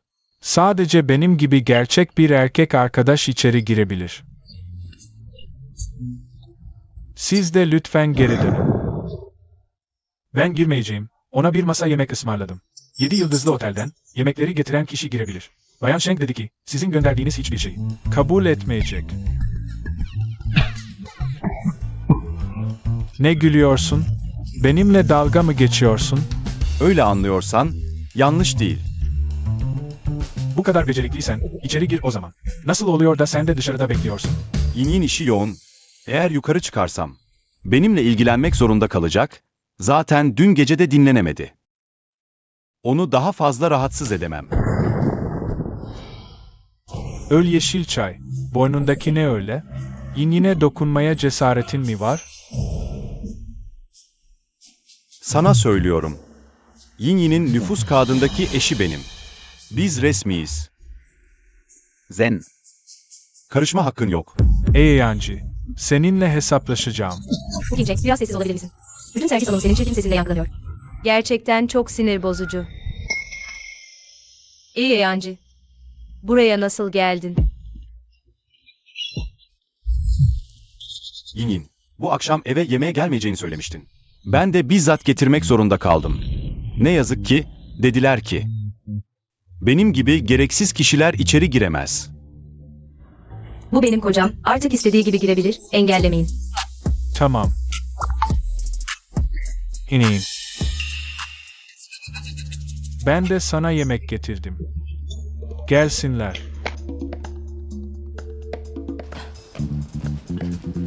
Yedi yıldızlı otelin lüks yemekleri. Sichuan, Shandong, Guangdong, Huaiyang, Bes Unlu Sifen Eseri. Bu, o çocuğun kendi yaptığından yüzlerce kat daha iyi. Evet Yin Yin, bunları ben öylesine yaptım. Tabii ki Gu'nun bu ünlü yemekleriyle kıyaslanamaz. Hiç iyi yemek yemediğimi mi sanıyorsun? Yemek yapabilen aşçı çok ama yemek yapabilen erkek azdır. Hadi gidelim.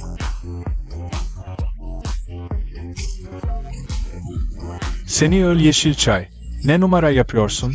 Gu, onlar açıkça. Birbirlerini seviyorlar. Sen ne anlarsın? O, bana göstermek için yapıyor. Anlıyor musun? Hadi, geri dönüp planı yeniden yapalım. İninay mutlaka. Benim takım elbisemin altına düşüreceğim. Ne bekliyorsun? Hadi gidelim.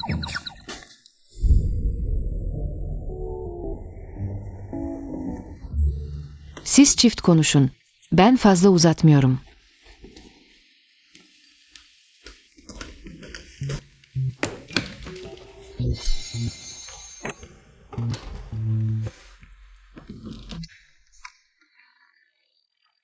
Çok güzel kokuyor.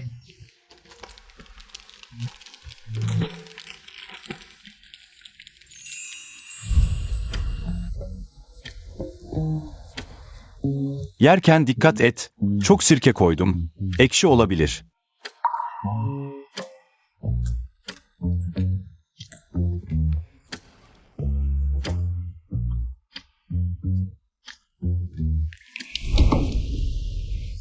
Ne oldu?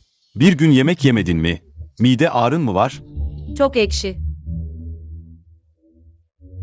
Ekşi öldüm. Çok ekşi. Ekşi öldüm. Evet evet. Daha sirke koymadım bile. Sen ekşi diyorsun. Bu Gu Yingxiang. Bu kadar gösterişli bir şekilde seni bu kadar gün boyunca kovaladı. Sirke küpüne düşüp iyice sindim. Tamam. Bu konuda ben hatalıyım. Senden özür dilerim. Son zamanlarda çok meşguldüm. Onunla ilgilenecek vaktim olmadı. Kızmadım. Sadece endişelendim. Gu Yingsheng den et Kielenip. Beni bırakacaksın diye. Nasıl olur? Kör değilim ki. O zaman da onu beğenmemiştim. Şimdi de kesinlikle beğenmem. Yemin ederim, açılış töreni biter bitmez onunla hemen ilgileneceğim. Nasıl? Zen. Bana açıklama mı yapıyorsun? Tabii ki sen hiçbir zaman beni yarım gram bile incitmedin. Ben de seni korumalıyım, değil mi? Beni koruyacak mısın? Hıhı. Seni koruyacağım. Yemek yedin mi? Henüz yemedim. Bu akşam eve gelmeyeceğini söylemiştin. Ben de yemekleri paketleyip buraya getirdim. Tam zamanında benimle birlikte ye, senin sayende artık. Tek başıma yemek yemeye alışamıyorum. Tamam.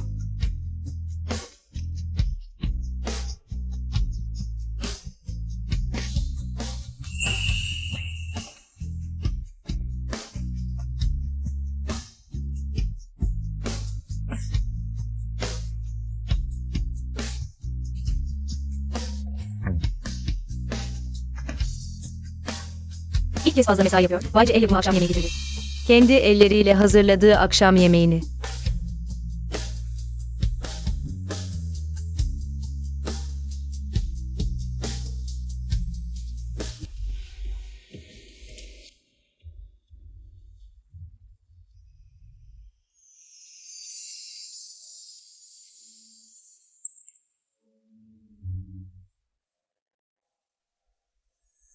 Patron Xi. Hanımefendi aktif olarak Weibo'da aşkını gösteriyor.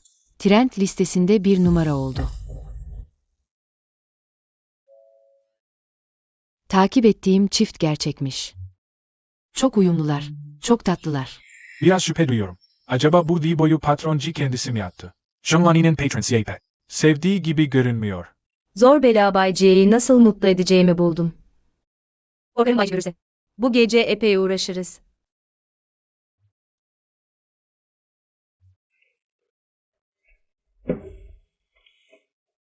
Üin. Ne oldu? Arkamda durduğun için teşekkür ederim. Gördün mü? O Gu Qingcheng. Gerçekten çok ileri gitti. Eğer bir açıklama yapmasaydım, C ailesi için ne olurdu? İnternetteki o şeyler umurumda değil. Sadece benim hakkındaki hislerin önemli. İyi yancı. Sanırım gerçekten sana biraz aşık oldum. Ne yapacağım? Ne dedin? Bana aşık olduğunu mu söyledin?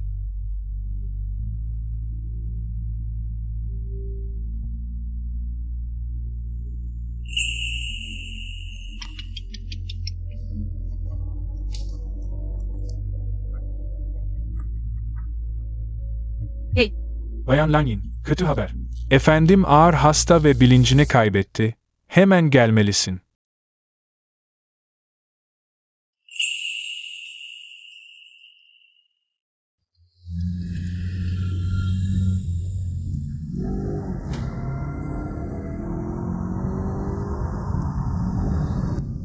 Kahretsin. Arabaya sabotaj yapılmış, frenler çalışmıyor. ben hallederim. Bu Bayan Lanyin hala nerede? Niye gelmedi? Hımph. Onun için bu aile diye bir şey yok. Nankörün teki. Aynen, yarınki açılış töreniyle meşguldür herhalde.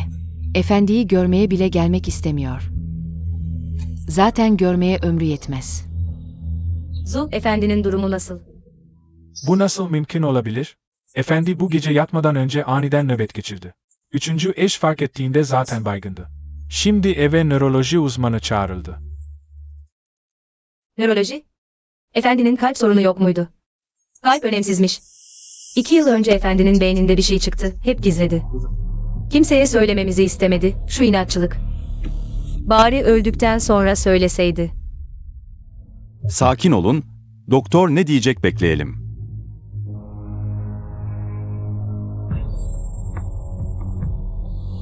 Ağabey, niye hayalet görmüş gibi bakıyorsun?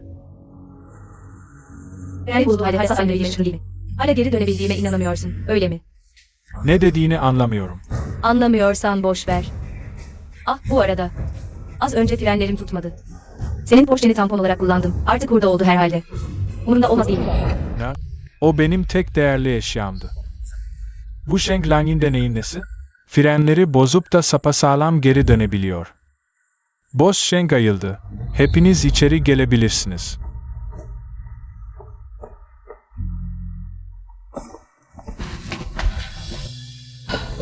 Baba, Baban daha ölmedi. hangi hastalığın varsa bize söylememeye kararlısın, öyle mi? Öldükten sonra mı bana saygısız damgası vurdurmak istiyorsun? Vefasız diye anılmamı mı bekliyorsun? Hastalığının seni bu kadar suçlu hissettireceğini bilseydim. Söylerdim. Belki de gönüllü olarak. Gu ailesinin oğluyla evlenirdin. Baba, Babanın zevki kötü, takma kafana. Şu Gu Wing, ellerinden geleni yapsa bile seninle asla bir olamaz. Görüyorum ki kalbin şimdi tamamen bu çocuğa bağlandı. Ne demiştim? Asıl eşin çocuğu farklı olur. Bu servet. Sonunda Shenglan yine kalacak. Bak, biz bu kadar zamandır ayakta duruyoruz. Efendinin gözünde biz var mıyız? Bu Shenglan'in. Nasıl bu kadar zor ölüyor? İyice araştırmalıyım. Son yıllarda ne yapmış? Boss Sheng'in test sonuçları çıktı. Durum pek iyi görünmüyor. Beyin tümörü çok büyük, ameliyatla alınamaz. Yaşamak için sadece uluslararası yeni geliştirilen deneysel ilaç kullanılabilir. İşte bu ilaç.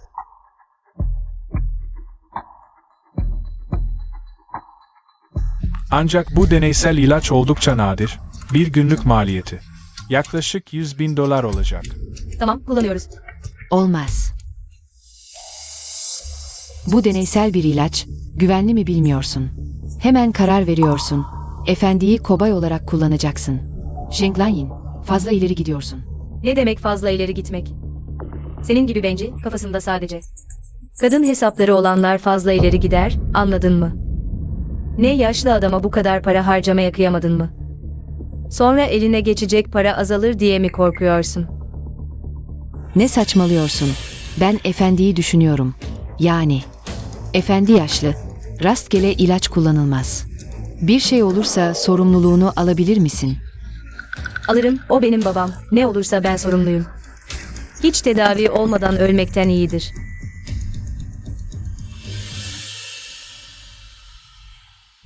Baba, merak etme, bu ilacı biliyorum.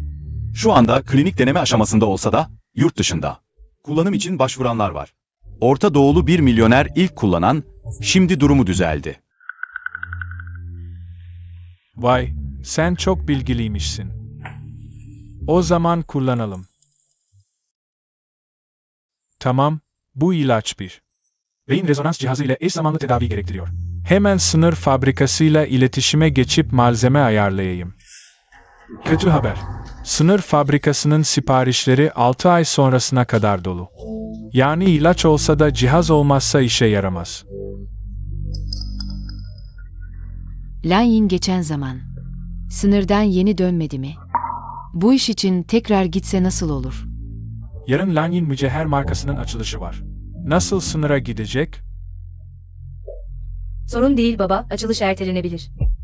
En önemlisi senin hastalığın, anlıyor musun? Ama efendi hasta olduğunda şirketi yönetecek kimse yok. Belki de ciğerin geçici olarak yönetmesine izin verebiliriz. O yönetsin. Sana söylüyorum, ben olmasam bile. Şirketi Lanyin yönetecek. Baba, küçük kardeşim şu an ekipman görüşmesine gitmiyor mu? İşini bitirip döndüğünde, yönetimi hemen ona devredeceğim. Bu kabul edilebilir mi? Önce yönetimi ele geçireyim, sonra vermek ya da vermemek. Benim kararıma bağlı. Adam bu kadar hasta ve bu insanlar. Hala yönetim için entrika peşinde. Adam için gerçekten üzücü. Tamam, şirketi sen yönet, adamın hastalığını ben üstleniyorum. O zaman, Bekle bir dakika.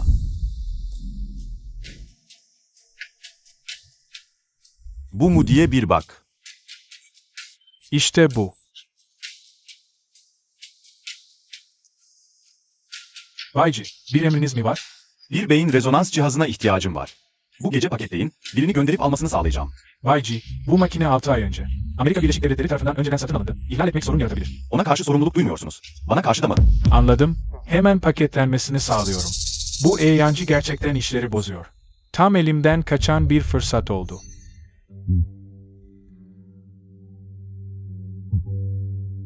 Üretici tam da arkadaşım. Harika. Yancı büyük bir yardıma dokundu. Önemli değil.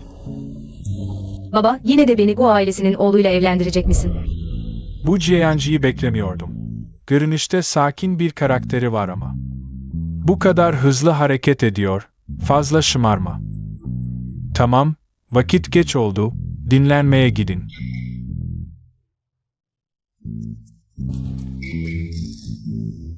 Bugün Sheng ailesinde kalacaksınız. Yarınki açılışı kaçırmayın diye iyi dinlenin. Tamam.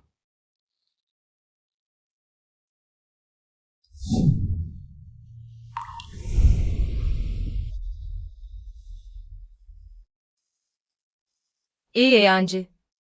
Şimdi anlamışsındır. Neden seni ailemle tanıştırmakta bu kadar geciktim? Cheng ailesi. Entrikacı ve sadece çıkar peşinde koşan insanlarla dolu. Senin ailenle kıyaslanamaz bile, onlar çok daha iyi. Bu senin hatan değil. Ayrıca o üçüncü ve ikinci eşler. Kesinlikle senin ailen sayılmaz. Haklısın, evlilik belgeleri bile yok. En fazla evimde yaşayan parazitler. Bu yüzden kendini kötü hissetme, sana iyi davransalar bile. Onlara saygılı davran, eğer sana kötü davranırlarsa. Öldürmek yeterli. Senin ağzından ilk defa bu kadar sert bir söz duyuyorum. O zaman senin elini kirletmene gerek yok. Bana bırak yeter. İyi yancı, yoksa sen masum görünümlü kötü biri misin? Hanımefendi, vakit geç oldu. Uyuma vakti geldi. Loyal'ın açılış törenine hoş geldiniz. Bugün sergide toplam 52 parça mücevher sergileniyor. Her bir mücevherin kendine özgü tasarımı ve hikayesi var, keşfetmek için buyurun. Boss Sheng, neden bu mücevher serisine Loyal adını verdiniz? Bana göre iyi bir mücevher. Kendine ait bir ruh ve karaktere sahip olmalı. Loyal sadık demek. Loyal'ın her parçası tasarlanış amacına sadık. Ve sahibine sadıktır. İnsanlar ihanet edebilir. Ama Loyal her zaman sadıktır.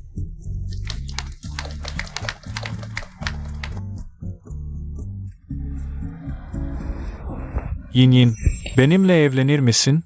İnin. Seni gerçekten seviyorum.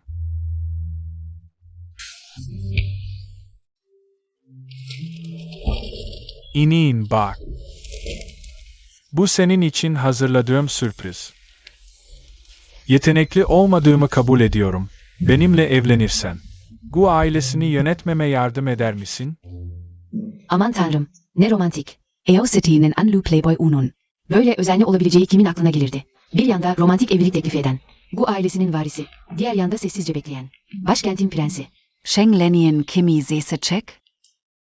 İnin.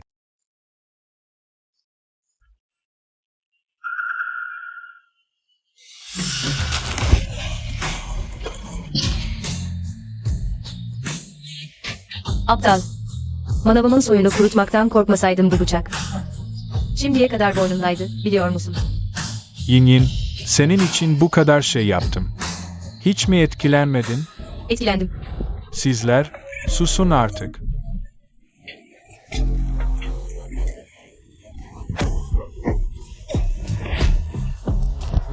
Loyal sadık demek. Loyal'ın tasarımcısı olarak ben de öyleyim. Saklanma, gördüm.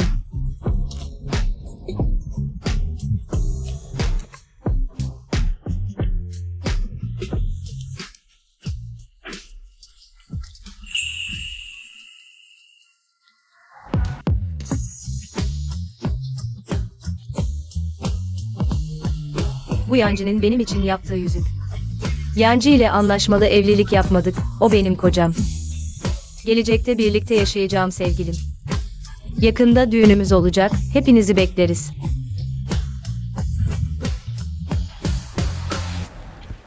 Bu imkansız.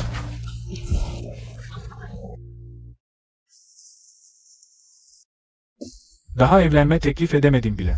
Ama zaten başardın, değil mi? Bayci, lütfen açılış kurdelesini benimle keser misiniz? Tamam. Olur.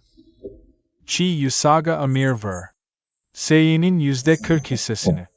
Lanyi'nin çeyizi olarak verin, tamam. Şu Yuan. Kızımız nihayet büyüdü. Büyük baba dışarıya açıklama yapmış. Sheng Lanyin'e verdiğini. %40 hisse. Bu açıkça diyor ki, O Sheng Lanyin. bir sonraki aile reisi mi? Ha. Ben ne demiştim?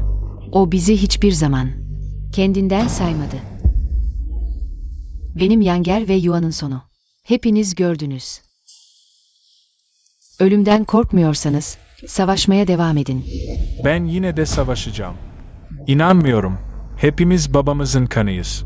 Oşanlani, benden ne kadar üstün olabilir? Bekle gör. Mutlaka onun zayıf noktasını yakalayacağım. Onu sonsuz bir çukura sürükleyeceğim.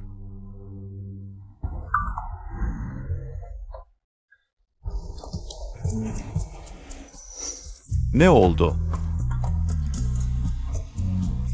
Büyük baba aniden dışarıya açıkladı. Seye'nin %40 hissesini bana verdi. Bu iyi bir şey değil mi? Bu şekilde. Seni Sheng ailesinin tek varisi olarak kabul ettiğini kanıtlıyor. Aniden böyle yapması, ne yapacağımı bilemedim. Daha önce dedi ki, çocukları sadece ben değilim. Herkesi eşit tutacağım demişti. Belki de ölümü hafife aldı. Sonunda ona olan sevgini anladı.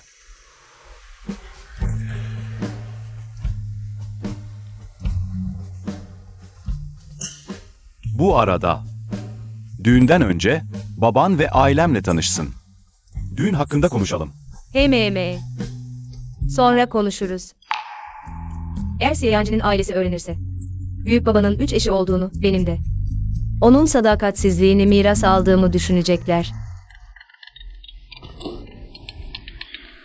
Alo, Lanyin, ikinci ağabeyin benden senin hakkında bilgi satın aldı. Kesin bir kötülük peşinde. Ne yapalım? hisse devri işini öğrenmiş olmalı, bu yüzden telaşlandı. Bu şekilde zıplamaya devam etmesi sinir bozucu, şöyle yap. Onun planına uyup sat ona.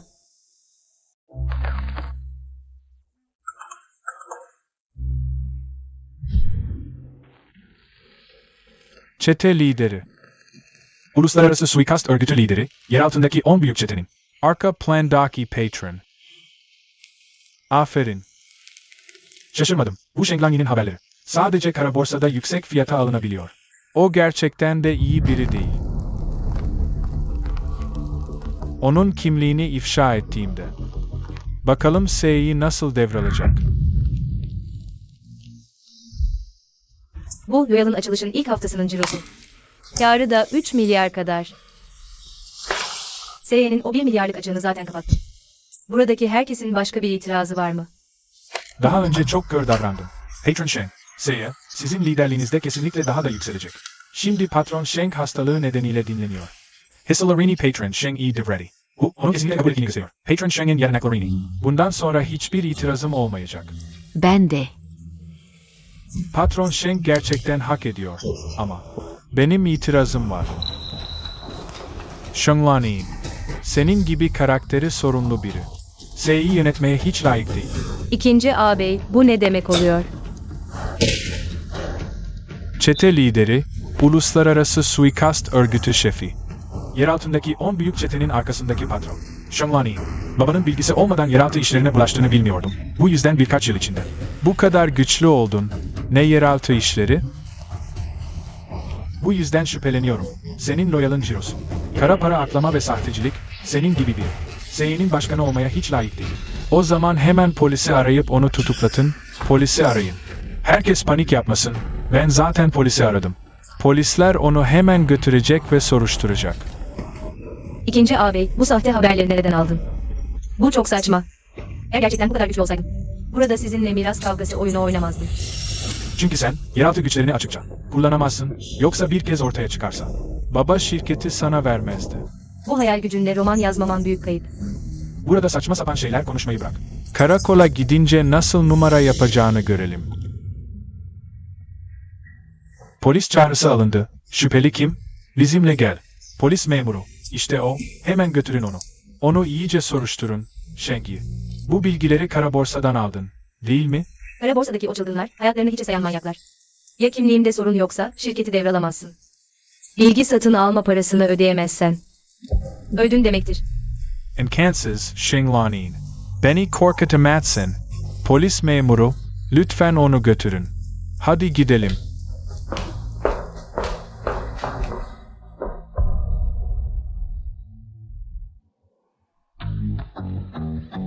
Komutan, şüpheli getirildi.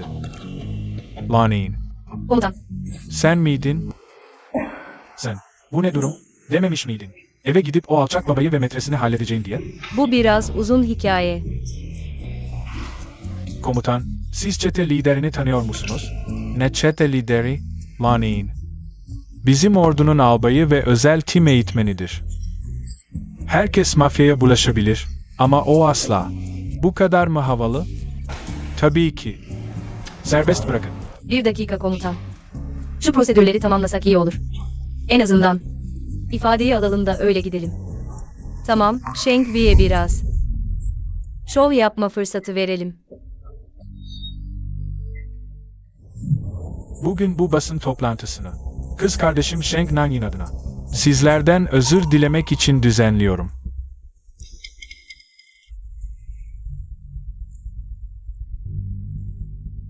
Kız kardeşimin Kyoto'da geçirdiği 6 yıl boyunca görünüşte bir tasarım stajyeri olarak çalıştığını ama aslında bu kadar kırlı işlerin arkasındaki isim olduğunu bilmiyordum.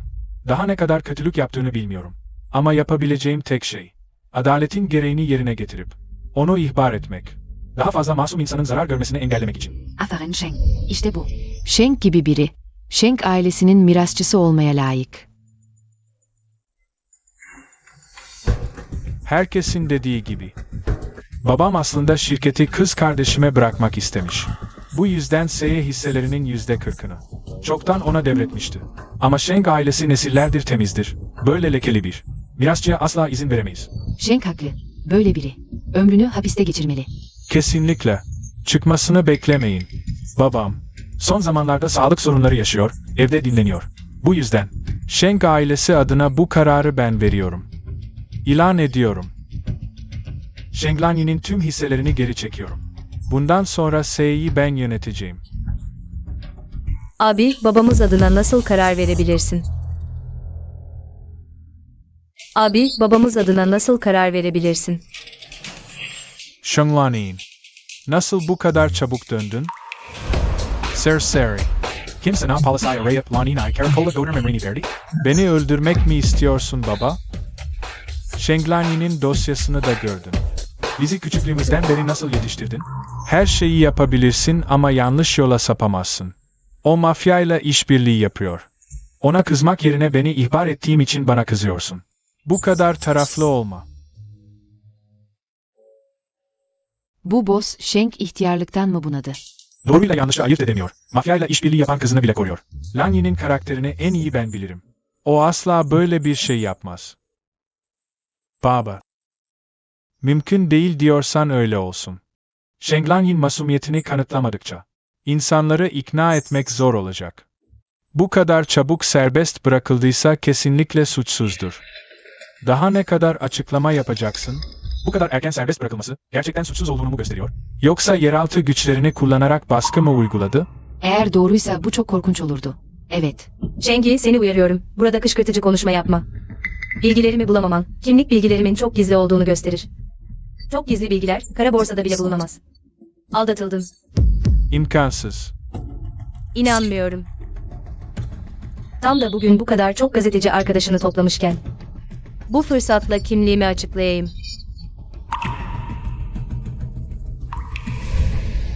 Ben Sheng Lanyin, eski bir ordu. 24.864 birliğinin albayıydım. Bu yıl emekli oldum. Sheng Lanyin, asker kisvesine bürünmeye nasıl cüret edersin? Bu yaşta albay olunur mu hiç? Askeri kimliğimi alıp doğrulatabilirsin. Eğer sahte ise tam da istediğin olmaz mı? Beni hapse atıp 3-5 yıl yatırabilirsiniz. Şaşırmadım. Bu yıllar Sheng ailesinin kızından hiç haber alınamadı. Meğer askere gidip vatana hizmet etmiş. Vatan sevgisi aile sevgisiyle başlar. Daha önce Sheng ailesinin kızının kaçtığını, yıllardır ailesine bakmadığını söyleyenler, şimdi zengin babanın sağlığı bozulunca, miras peşine düştü diyenler, yüzünüz kızarmıyor mu? Lanyin, aileden gizlice askere mi gittin? Bu yıllarda çok zorluk çekmiş olmalısın. Fena değil, çok fazla zorluk çekmedim. Bu nasıl oldu? Şimdi tamamen kaybettim. Beyler, oğlum cahilce davrandı. Kamu kaynaklarını işgal etti. Döndüğümde onu iyice eğiteceğim. Bugünkü bu basın toplantısını fırsat bilerek.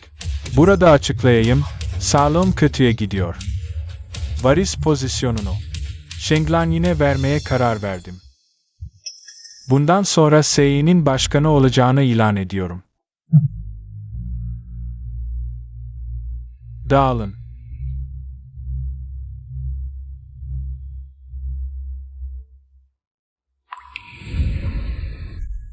Ödeme yapmak için yarım saatin var, süreyi aşarsan. Ölmeyi bekle. Olmaz. Öncelikle bu işi halletmeliyiz.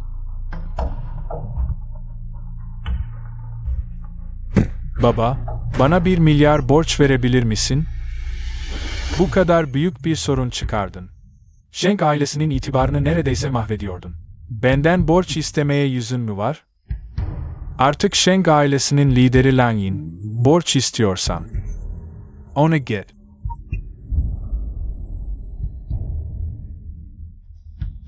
Kardeşim, Sana yardım edebilirim. Yeter ki şimdi bana eğilip özür dileyerek. Bir daha yapmayacağını söyle. Yoksa olmaz. Sheng Lanyin, beni diz çöktürmek mi istiyorsun? Asla.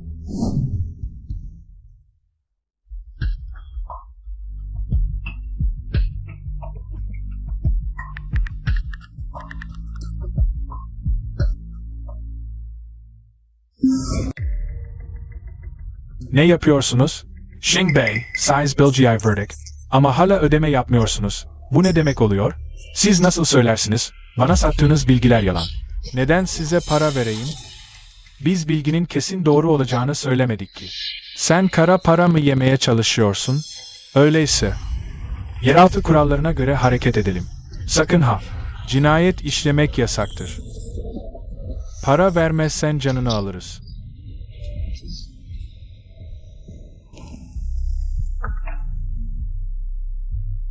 Ne kadar korkak. Bıçak daha yeni çıktı. Sheng Ki bald. Çok fazla kötülük yaptığı için cezadan korkuyor. Bu onun cezası. Ain. Ne zaman akrabalarla tanıştıracaksın beni? Düğün gününde konuşuruz. Bu ne demek? Ben bu kadar mı kötüyüm? Hey ihtiyar, kaç tane kariyen olduğunu biliyor musun? Ci ailesi bunu öğrenirse yüzümü nereye koyarım? GUSTA. Efendim, beni mi çağırdınız? Chenting Fang Chiong'e. Her birine bir miktar para verip Sheng ailesinden ayrılmalarını sağla. İhtiyar, aklın başına mı geldi? Aklım başıma gelmezse, öldüğümde, kızımın ne tür bir aileye gittiğini bilemeyeceğim.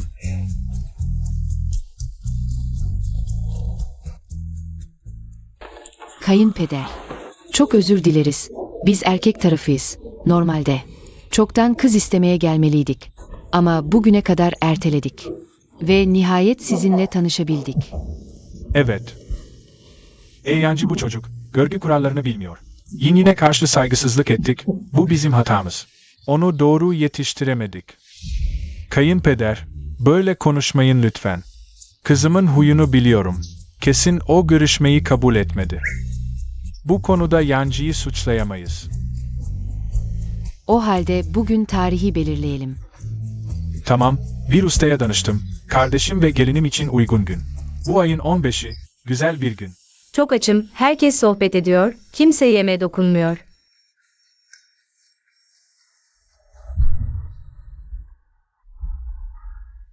Yanzi. Ne kadar saygısızsın. Kimse yemeğe dokunmadı. Sen niye dokunuyorsun? Başka çarem yok. Karımı aç bırakamam. O zaman yiyelim. Yerken konuşalım. Nerede kalmıştık? Bu ayın 15'i, kabul ediyorum. Ah, bu kadar çabuk mu? Baba, önceden söyleyeyim, en az 3 yıl içinde. Çocuk yapmayı düşünmüyorum. Zaten senin gibi birinin anne olabileceğini de beklemiyordum. Hem. Lanyin, baban senin evlendiğini görmek istiyor. Ve düğününü bizzat düzenlemek. Tamam o zaman, yanlış anlamışım seni. Hayatında sadece bir kez evleneceksin. Bu önemli bir olay, tabii ki zorluk çekmemelisin.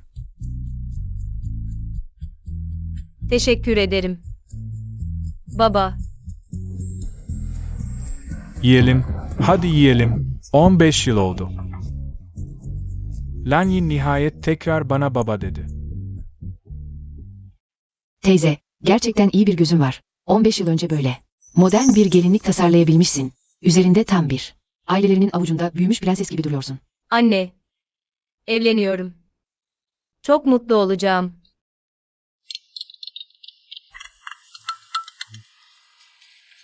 Alo baba, düğün yerine gidiyor musun?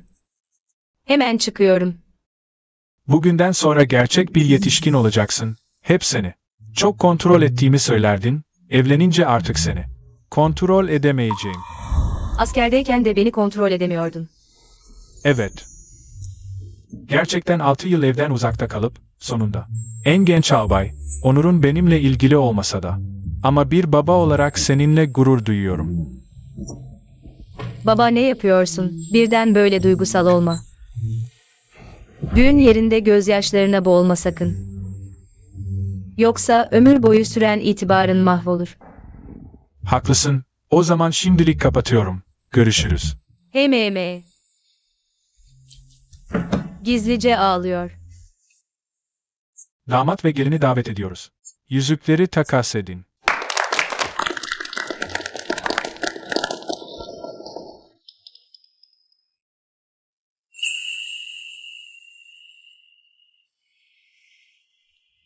Win-win. Hem.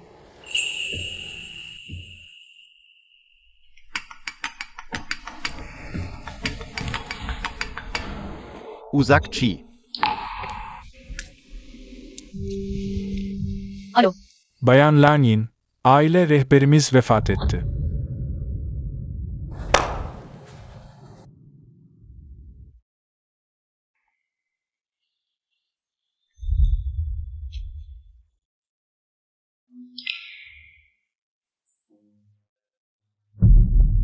Nasıl oldu bu? Doktorların muayenesine göre kumar kralı kalp krizinden dolayı aniden öldü. Bu nasıl mümkün olabilir? Babanın durumu stabil değil miydi? Siz burada ne yapıyorsunuz? Baba sizi kovmadı mı? Efendi öldü. Tabii ki anmak için geri döneceğiz. Bu sözlerinle sanki efendiyi bizim öldürdüğümüzü ima ediyorsun. Sheng Lanyin. Şimdi tüm mülk sana verildi. Efendiyi öldürsek ne gibi bir faydamız olur ki?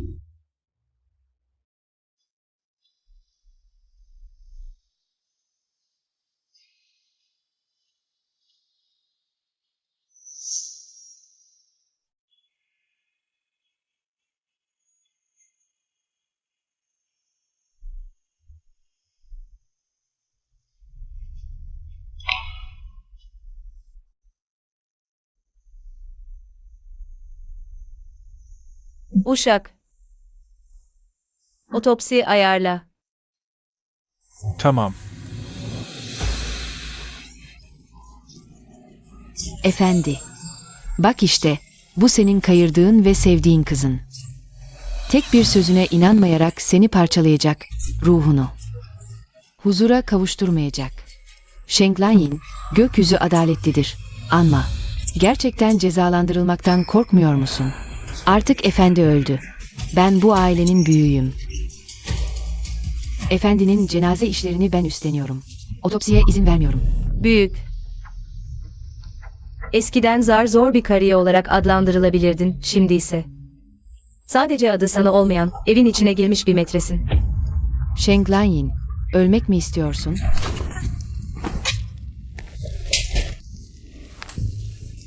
Yüzünü kara çıkarma. Centin, en iyisi dua et. Bir şey bulmamayı, yoksa seni affetmem.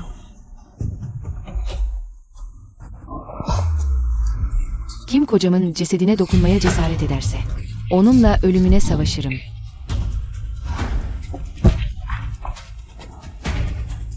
Önce senin ölmeni sağlamaktan çekinmem.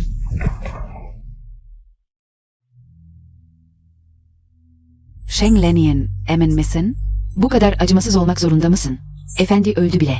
Onun, onurunu bile koruyamamasına izin mi vereceksin? Kim sana otopsinin mutlaka iç organların çıkarılması gerektiğini söyledi?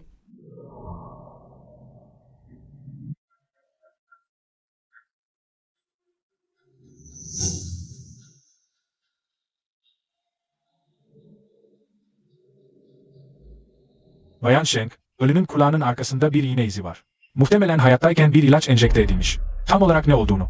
Test sonuçları çıkana kadar bilemeyeceğiz.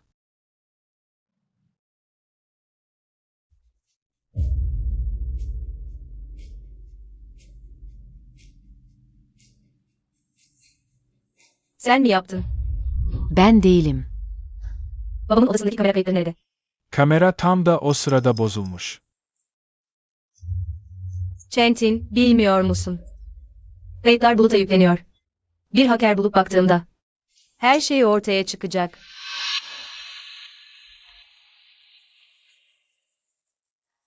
Evet, ben yaptım. Ne olmuş yani? Doktorun dediğini duydum. Şu an deneysel bir ilaç kullanıyordu. Metronidazol ile birlikte alınmaması gerekiyordu. Yoksa hayati tehlike oluşabilirdi. Ama benim istediğim de tam olarak buydu. Ölmesi. O zaten tüm mal varlığını sana bırakmayı planlıyordu. Ama bunu erken söylemedi. Benim Younger ve Yuan. Sen yüzünden biri öldü, biri sakat kaldı. O ise hiçbir şey görmüyordu. Ben onun ilk aşkıydım. Ama o, annen Yao Suyuan için beni terk etti. Sonunda annen öldü. Onun benimle evleneceğini umdum. Ama sonra sadece benimle değil, başkalarıyla da evlendi. Ben de düşündüm ki, o zaten böyle taş kalpli bir insan. Kimseye karşı vicdanı yok. Ama senin düğününe gitmek için gözyaşlarına boğulduğunu gördüm. Peki ben ve çocuklarım neyiz? Bir şaka mı? Sheng Wen. Yao Suyuan'ı bu kadar seviyorsan, Sheng Lanyin'i bu kadar önemsiyorsan, o zaman beni ve çocuklarımı Sheng ailesine neden aldın? Babam bu yıllar boyunca size iyi davranmadı mı? Yemek, giyim, kullanım. Size ne eksik verdik? Sheng Yuan yurt dışındaki ünlü bir üniversiteye gitti. Hepsi babamın parasal desteğiyle olmadı mı? Yoksa onun bu kadar parlak bir geçmişi olabilir miydi? Bunlar onun yapması gerekenlerdi. Pişman değilim. Bir ömür boyu ezildim. Sonunda çocuklarımın intikamını alabildim. İyiymiş Centin. Hiç beklemezdim. Normalde ne kadar cömert ve erdemli görünürdün. Ama efendiden bu kadar nefret ediyormuşsun. Aslında senin beceriksizliğin yüzünden. Ama efendiyi suçluyorsun. O senin o işe yaramaz çocuğun. Yetenekliymişsin ha. Senin Kier'in şimdi de bacağı sakat. İnsan da delirdi mi? Tatlım, bir daha söyle. Yanlış mı söyledim? Sheng ailesinde, her yerde benim altımda kaldın. Sheng'i benim yuvanım kadar akıllı değil. Sheng Lanyin olmaz abile. 8 ömür daha geçse. Uine de Shenki miras devral amats. Tatlım, efendinin sana gerçekten hisleri olduğunu mu sanıyorsun? O sadece seninle eğleniyordu. Sonsuza kadar hatırlanacak. Sen bir saç yıkama kızısın. Bizim Sheng ailesine tırmandın. Bu bile atalarının mezarından duman çıkması demek. Hala benim üstüme çıkmaya utanmıyor musun? Komik. Tatlım, Kapa çeneni. O beni provoke etti. Bıçak bile onun getirdiği. Benimle ilgisi yok. Kahya, polisi ara.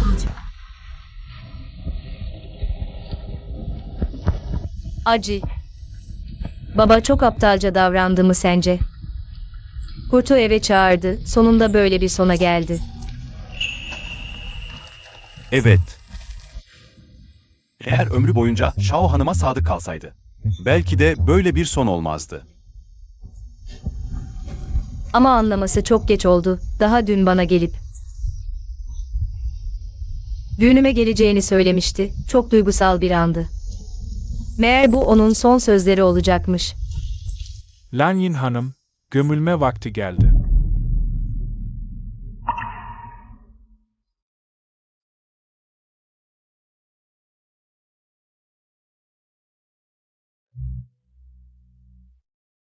Baba. Son yolculuğunda sana eşlik edeyim.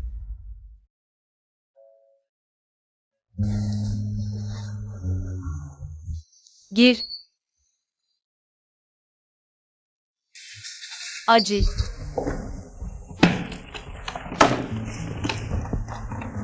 Sen bu aralar neredeyse şirkette yaşıyorsun. Evde karısını bekleyen bir taş olduğumu biliyor musun? Bu aralar Loyal'ın halka arzıyla meşgulüm. Bir de çeşitli lüks davetlerin listeleri var. Daha önce loyal işlerini. Ben hallederim demiştim. Ama sonunda. Yine kendin üstlendin. Çinli kadınlar kendine güvenmeye alışkın. Eğer bir gün bana güvenirsen, güneş batıdan doğacak demektir. Hadi yemek ye. Acı, elin gittikçe daha lezzetli oluyor.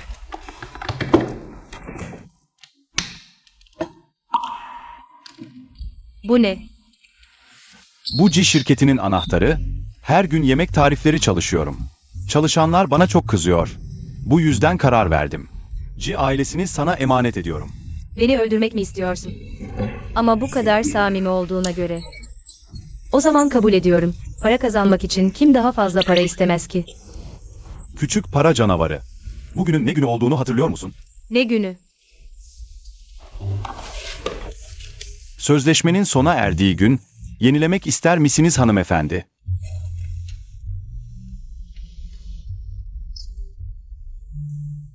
Tabii ki yenileyeceğiz, yoksa. Bana bütün varlığını ve hayatını emanet ettin, eğer yenilemezsek. O zaman Pekin'in prensi, Pekin'in fakiri olmaz mıydı?